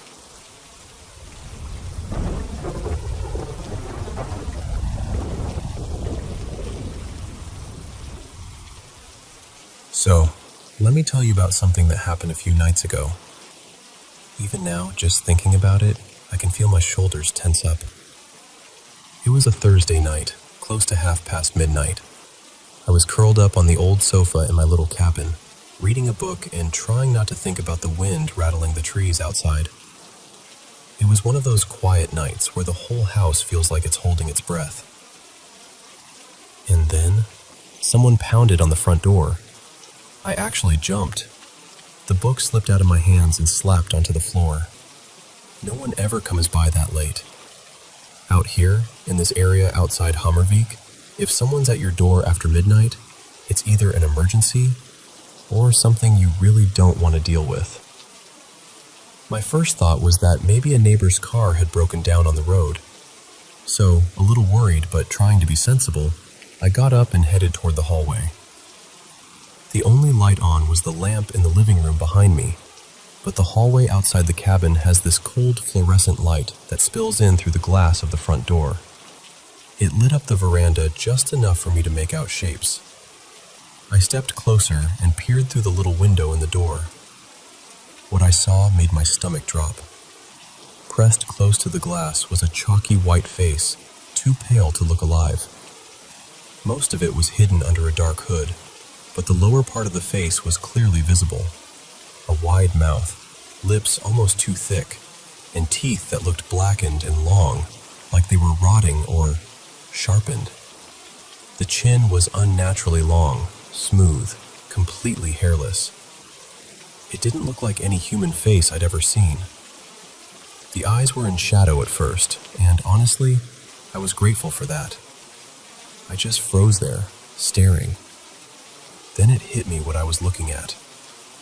I'd heard the stories. Everybody in the area has. Rumors about a creature wandering at night around Hammervik, and that its nest was somewhere deep in Norham Forest.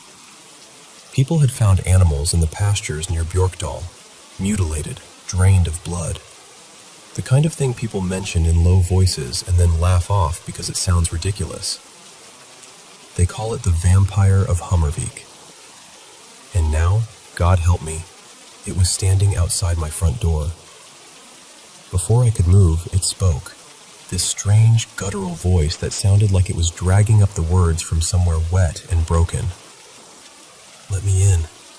I'm freezing out here," it said. "I just need to borrow a phone." The way it talked, the mouth didn't move quite right. When it spoke, the lips pulled back too far, and I could see those long, black teeth. It wasn't a normal grin. It was like every word it said tasted bad. I stumbled backward and nearly bumped into the shelf behind me. My heart was hammering. The thing stepped closer to the glass, angling its face so I could see more. That's when I saw its eyes. Dark red rims around bloodshot whites, like they were raw from crying or not sleeping for years. And when it stared at me, it was like its gaze reached straight through the glass, trying to hook onto mine, drag me in. I could almost feel it pulling at my will, trying to reel me toward the lock. "Open," it rasped, more forcefully. "Open the door. I'm freezing. Help me."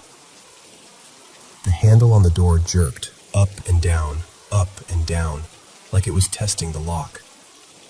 The wood of the door creaked as it leaned its full weight against it. The whole frame shuddered. For a moment, I felt this awful urge to just do what it said. Open up. Let it in. A weird calm started to spread through me, like someone had turned down my fear with a dial. And then, almost like someone whispered it in my ear, I remembered. The crucifix. I tore my eyes away from that creature's stare. Honestly, it felt like ripping Velcro, and ran back through the living room into my bedroom. I could still hear the handle rattling, like it wanted to tear itself off the door.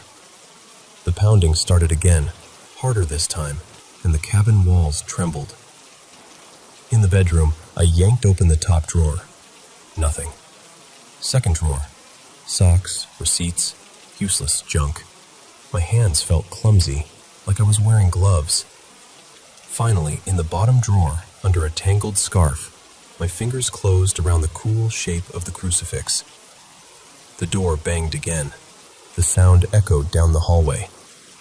I wrapped the chain around my hand, clutching the little cross so tightly it dug into my palm, and walked back toward the hall. My legs were shaking. I could feel them. When I stepped into view of the door again, the creature was still there, pressed up against the glass. It looked even more desperate now, lips peeled back over those awful teeth. I held the crucifix out at arm's length in front of me. My voice surprised me. I didn't think I'd be able to speak, but the words just came. "In the name of Jesus Christ," I said as loud and clear as I could. "Depart from here. Leave this place, you unclean thing." As I spoke, something strange happened. My right arm began to tingle, then thrum, like electricity running through it. A white glow started at my shoulder and moved down, pulsing toward my hand, into the crucifix. The little metal cross lit up, not like a reflection, but from within, like it had swallowed lightning. The hallway exploded in bright white light. It was like someone had set off a camera flash that never faded. The air felt charged, humming, and my arm pulsed like I'd grabbed a live wire. Outside, the light hit the creature full in the face. It shrieked. I'll never forget that sound. It let go of the handle and threw its arms over its head, stumbling backward off the porch. I could just make out its contorted shape, writhing in the glow spilling through the window. It scrambled to its feet, turned, and bolted down the path that leads from my cabin to the main road. In a few seconds, it was swallowed by the darkness between the trees. The only thing left was the echo of that horrible screech fading into the night. Slowly, the pulse in my arm eased. The light from the crucifix dimmed, then went out, leaving just the ordinary yellowish glow from my living room lamp. I stood there for a long moment, breathing hard, listening. Nothing. Just the wind in the trees again. The door handle was still, the wood no longer creaking. It was gone. After a while, I locked the door again, double-checked it actually, 2 or 3 times, and finally allowed myself to breathe properly. My hand was still trembling around the crucifix. My first thought was, I should call the police. My second thought was, right, and what exactly am I going to tell them? Hi, yes, hello, a vampire just tried to get into my cabin. In the end, I did call, but I said there had been an attempted break-in. I gave a vague description. Tall person in a hood, aggressive, rattling the door, then ran off toward the forest. They said they'd send a car to drive through the area and keep an eye out. I didn't mention glowing crucifixes or red-rimmed eyes. I may be scared, but I'm not stupid. The next night, when it was time to go to work, I realized something else. I work nights. That means going out into the dark to get to my car. Since that night, I've made it a habit to park my car as close to the front steps as I can. I don't leave big gaps of shadow anymore if I can help it. Before I step outside, I make sure the crucifix is in my hand, not in some drawer, not hanging on a hook. Right there, fingers wrapped around it. But I'll tell you this, especially if you live anywhere near Hammervik or those forests. Don't open your door after dark to anyone you don't recognize. If someone's out there, insisting, begging, trying to talk you into it, trust your instincts, not their voice. And maybe, just maybe, keep something holy nearby, just in case the stories aren't just stories after all.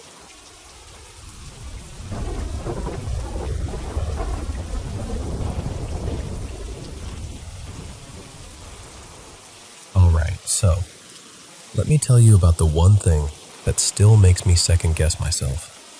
I've worked in the funeral business for about 8 years now.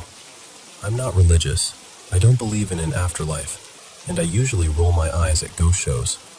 I've always considered myself an atheist and a skeptic through and through. But there's this one funeral home I worked at where things were just off. Most days it was subtle. That feeling like someone's watching you when you're locking up, the hairs standing up on the back of your neck for no good reason, or hearing footsteps overhead when you know you're the only one in the building. You learn to shrug it off. Old buildings creak, pipes make noise, your brain fills in the gaps. But there's one day I can't shrug off. I've tried. I still can't. It was a slow afternoon. All of us who were working that day were downstairs in this little office off the crematory. Me, my manager, and 2 coworkers, Maria and Devin. The front doors were locked because we weren't open to the public at that time, and we have a door chime that rings every single time someone opens any exterior door. It's annoyingly loud, which is the point. We were all sitting there just talking, paperwork spread out, coffee cups everywhere. Nobody was upstairs. Nobody was by the entrance. Every door was locked. We were basically tucked away in the safest, quietest corner of the building. And then we hear it. From directly above us, at the top of the staircase that leads up to the funeral director's office, we hear someone moving around, like the floorboard creaks you get when a person is shifting their weight. We all go quiet and kind of look at each other like, did we unlock the door and forget? And then we hear it. 3 clear, deliberate knocks. Not a boom, not something falling over, not pipes.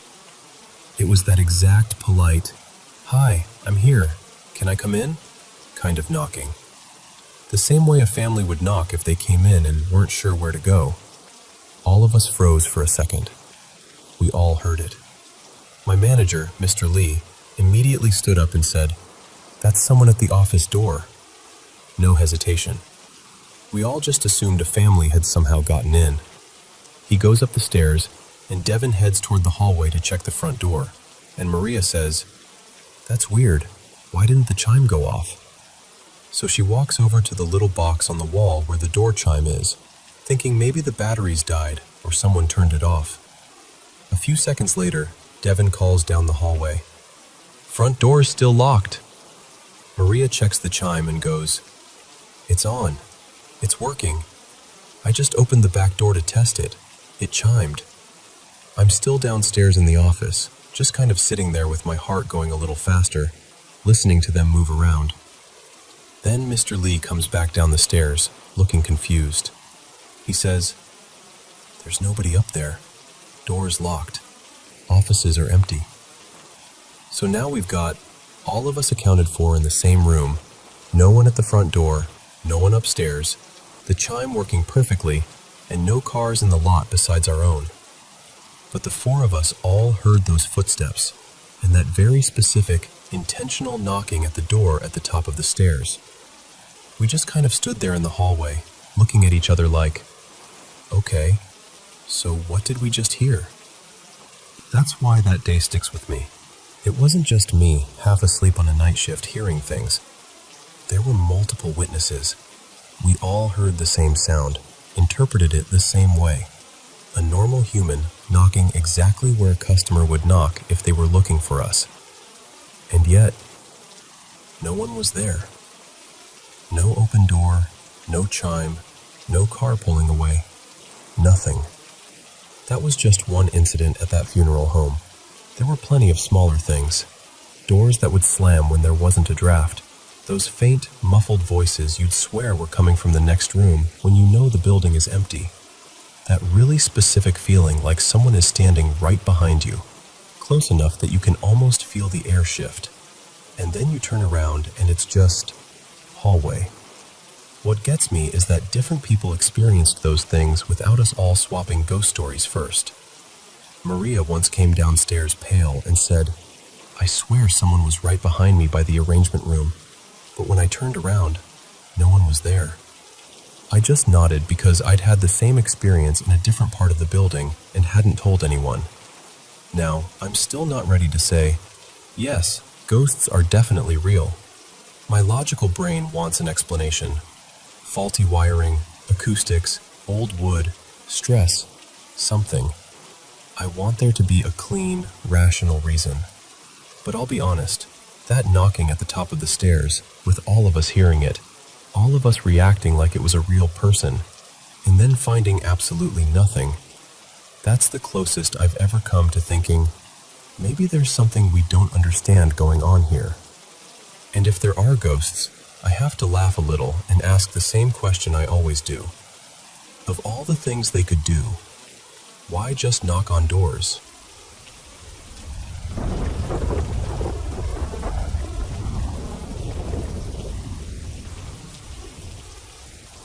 Okay, so let me just tell this to you the way I remember it. When I was a little kid, my younger sister Lena and I shared a tiny bedroom.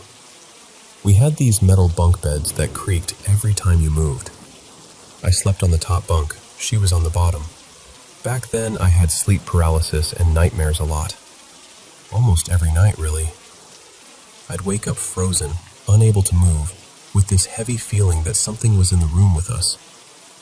Sometimes I'd see a shadowy, human-shaped figure standing in the corner or by the door, always when I was paralyzed or right after I snapped out of it. Eventually, I learned to soothe myself. I'd lie there, heart pounding, and whisper in my head, "Monsters aren't real. This is just my brain. It's just a sleep thing." And as an adult, I know that, yeah, hallucinations during sleep paralysis are common. That part, at least, makes sense. But there was this one night that still doesn't fit neatly in that box. That night, the feeling in the room was different. Way more intense. It wasn't just that vague sense of being watched. It felt like something had stepped into the room. The air felt heavier. I remember staring at the ceiling, absolutely still, trying not to breathe too loud. I didn't cry. I never did back then. I wasn't the kid who screamed for my parents. I was just quietly terrified. I don't know how long I lay there, just trying to calm my breathing and convince myself it was all in my head. Eventually, the feeling eased up a bit, enough that my body started to relax. And then I heard Lena. She was on the bottom bunk, and I could hear her sobbing, soft at first, then harder.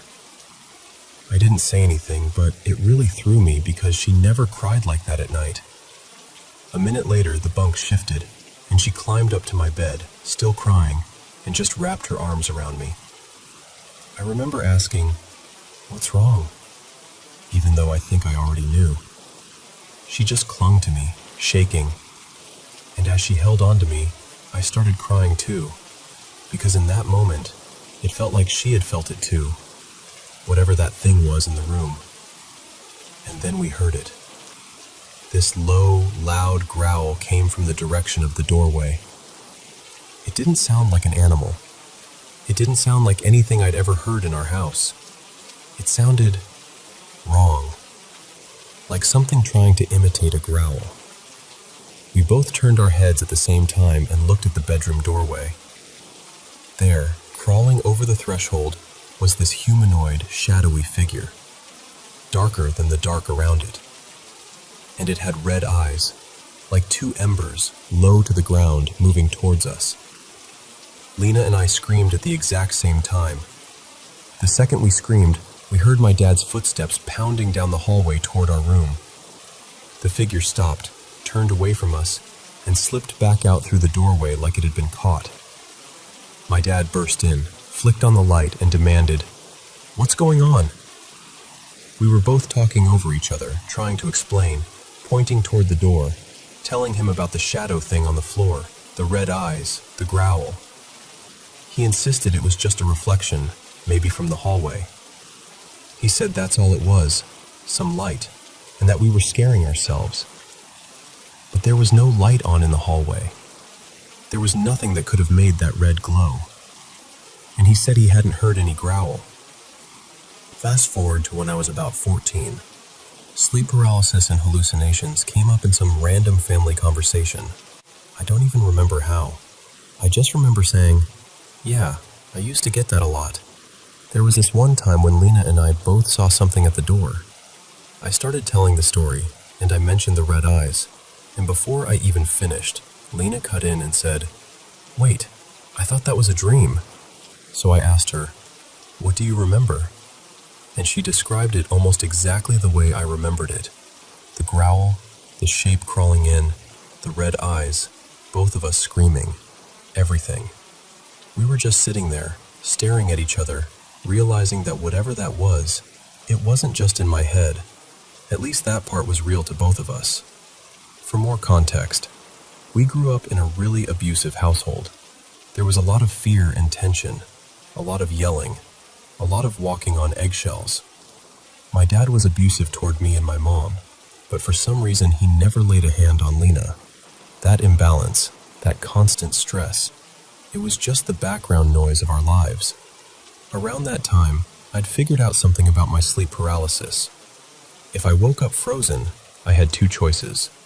I could fight as hard as I could to fully wake up, and then I'd be left with this bad feeling hanging over me for a while. Or I could stop fighting it and let myself slip back under. If I didn't fight it, something strange would happen. The moment I let go, I'd see this bright orb appear. It wasn't just a simple ball of light. It had rings around it, and these eyes, lots of eyes, that seemed to move and focus, like it was studying me. It would rush toward me, grab me somehow, and then carry me through this endless dark, straight into a very lucid dream. While it was happening, I'd hear a voice. It wasn't like someone whispering in my ear. It sounded huge, like it filled the space, but it was gentle. It would say, "Be not afraid." And every time it said that, the panic in my chest would ease a little. In those dreams, it would take me to places. Some of them were places I recognize now as an adult, cities and landscapes I hadn't seen in real life back then. Even other countries with terrain I definitely didn't know about as a kid. I couldn't see the orb in those dreams, but I knew it was there, right beside me, talking to me. Sometimes I'd ask, "Am I dreaming?" And it would say, "Yes." I'd ask, "Can I wake up?" And it would say, "Not yet."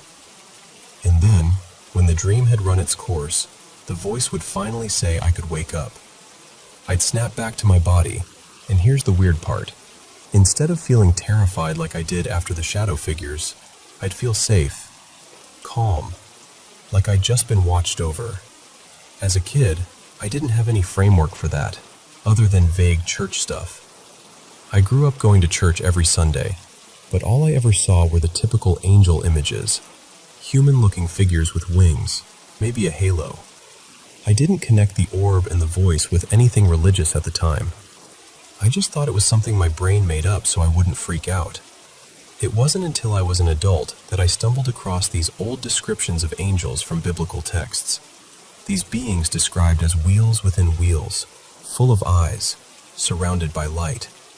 And that hit me kind of hard, because that's exactly what I'd been seeing. I also realized how often the phrase, "Be not afraid," shows up in those stories. So in my mind, that was an angel. That's how I've chosen to understand it. The other thing, The thing my sister and I saw crawling over the threshold with the red eyes. That's what I still don't have a neat label for. The easy word is demon, right? That's what most people jump to. But I honestly don't know. I've heard all kinds of ideas. Some people say it's just a shared hallucination. Some say it's an entity attracted to negative energy. Others say it's something that feeds off fear. All I really know is this. In a house full of screaming and fear and violence, my sister and I both saw something that shouldn't have been there. Something that growled. Something that watched us. And in that same season of my life, when everything felt unsafe and chaotic, something else, something bright and full of eyes, would show up, tell me, "Be not afraid," and carry me through the dark until it was safe to wake up again. I'm not asking anyone to believe what I believe. I'm just telling you what happened to me, as honestly as I can.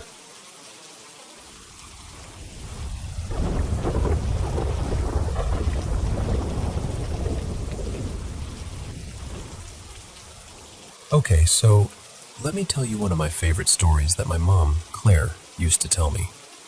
She grew up in this tiny coastal town in eastern Canada, in an old creaky house that sat on a hill overlooking the bay.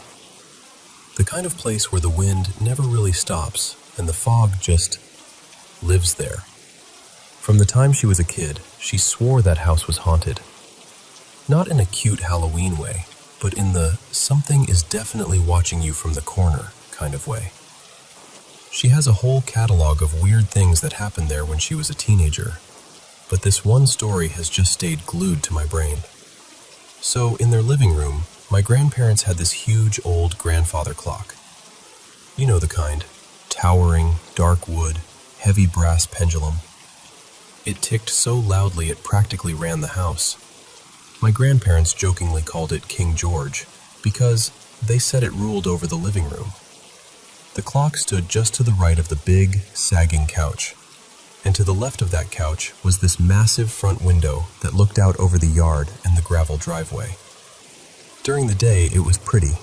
Sunlight, kids biking by, neighbors walking. At night, though, it just turned into a big, black mirror. You couldn't see out, but you'd swear something could see in. One night, when my mom was about 16, she was sprawled out on that couch, talking on the phone with her friend. Her name was Dana. This was back when the phone had a long cord, and you were basically tethered to the wall if you wanted to talk. They'd been chatting for ages. Homework, gossip, whatever teenage girls talked about back then. The house had that late-night quiet to it. Her younger brother was already in bed, the TV was off, and all you could really hear was the steady, heavy tick-tock, tick-tock of King George in the corner. After a while, though, my mom got this feeling. You know that creeping sense that something's off? Like the air changes before you even know why? She told me it felt exactly like eyes on the back of her neck. Not just one pair, like more than one. She kept glancing at that front window, even though she couldn't see anything but her own reflection and the faint outline of the trees. She tried to brush it off. She joked with Dana, tried to keep talking, but the feeling wouldn't go away. Finally, she said, "Hey, this is gonna sound weird, but I feel like someone's outside or something. I'm gonna hang up, run upstairs, and I'll call you back from my room, okay?" Dana was like, yeah, sure. Now I'm freaked out too, thanks." But they laughed it off. So my mom hangs up, puts the receiver back on the hook, and then she bolts. She said she didn't walk, she didn't jog. She sprinted through the hallway and up the staircase, skipping steps 2 at a time. You know that feeling when you're running up the stairs in the dark and you're absolutely sure something is right behind you? That's what she described. She said she could practically feel the back of her neck burning the whole way up. She reaches her bedroom, slams the door behind her, and locks it. Like that little lock is going to do anything against a ghost. But hey, it's something. Immediately, she feels safer. The room is smaller, familiar. Her posters on the wall, the the glow of the small lamp on her bedside table. She picks up the extension phone in her room, another old corded one, and calls Dana back. "Okay," she says when Dana answers. "I made it. I'm alive." They both laugh, talk a bit more, and eventually the tension starts to fade. My mom's sitting on the edge of her bed now, legs crossed, phone cord twisted around her fingers, a little click on the line. If you've ever used an old landline, you know that sound. The tiny, crisp click that means someone has picked up another phone in the house. They both go quiet. Dana whispers, "Did someone just pick up?" My mom hears the sound too, clear as day. So she calls out, casual as she can manage. "Dad? Is that you?" Silence. No breathing, no shuffling, just the faint hiss of the line. She tries again. "Mom? Ben?" That's her younger brother. Still nothing. Now both of them are just sitting there, not saying a word, listening. And that's when it starts. Tick, tock. Tick, tock. My mom says the hair on her arms stood straight up because she knew that sound. She'd heard it almost her entire life. But what really got her was that Dana recognized it too. Dana says, really slowly, "Claire, is that your clock?" It was exactly the loud, hollow ticking of King George. The same way it sounded if you were standing right next to it downstairs in the living room. But they were hearing it through the phone line. The clock was nowhere near the upstairs bedroom phones. There was no phone mounted by it. The nearest phone to that clock was the one on the living room wall, a few feet away. But even then, you wouldn't hear it that clearly through the receiver unless someone was literally holding the handset up to the clock case. My mom is sitting there on her bed, frozen, listening to the ticking echoing down the line. She told me it felt like the sound was coming from right beside her ear, like someone was holding the phone just inches from the clock downstairs. And then, just as suddenly as the extra click had come, there was another click. The line went back to normal. The ticking stopped. It was just my mom and Dana again, breathing into the silence. That was it. My mom slammed the phone down, shot out of bed, and ran to her parents' room. She bursts in, panicked, trying to explain. Someone picked up the phone. The clock was on the line. They both heard it. My grandparents got up, a bit annoyed, a bit worried, and checked the house. They looked in on her brother, fast asleep. My grandfather, who worked nights as a paramedic at the local clinic, hadn't used the phone at all. He'd been half dozing with a book in bed. My grandmother hadn't moved from her room. They checked the doors, still locked. Windows closed. The living room empty. The clock just standing there in the corner like it always did. Pendulum swinging, ticking away. In the end, they told her she must have dozed off and dreamed it. You know how adults can be. Tired, practical, not wanting to open the door to anything weird. But the thing is, Dana heard it too. My mom wasn't alone. And Dana had spent enough time at their house to know that clock sound like it was its own person. There was no mistaking it. After that night, my mom said she never looked at King George the same way again. Every time she stepped into that living room, she felt like the clock was aware. Like the ticking wasn't just keeping time anymore, it was watching. She said sometimes, if she sat on the couch by herself, she'd get that same prickling feeling she'd had before she ran upstairs. That sense of 1,000 invisible eyes pressed against the walls, peering at her from all directions. She never sat alone in there late at night after that if she could help it. They sold it to some antique dealer a couple towns over. No one in my family has seen it since. Sometimes I think about that, about some stranger browsing old furniture, seeing this beautiful, towering grandfather clock, thinking, wow, what a great find. They get it home, set it up in their hallway, wind it up. And late one night, when the house is finally quiet, the phone rings.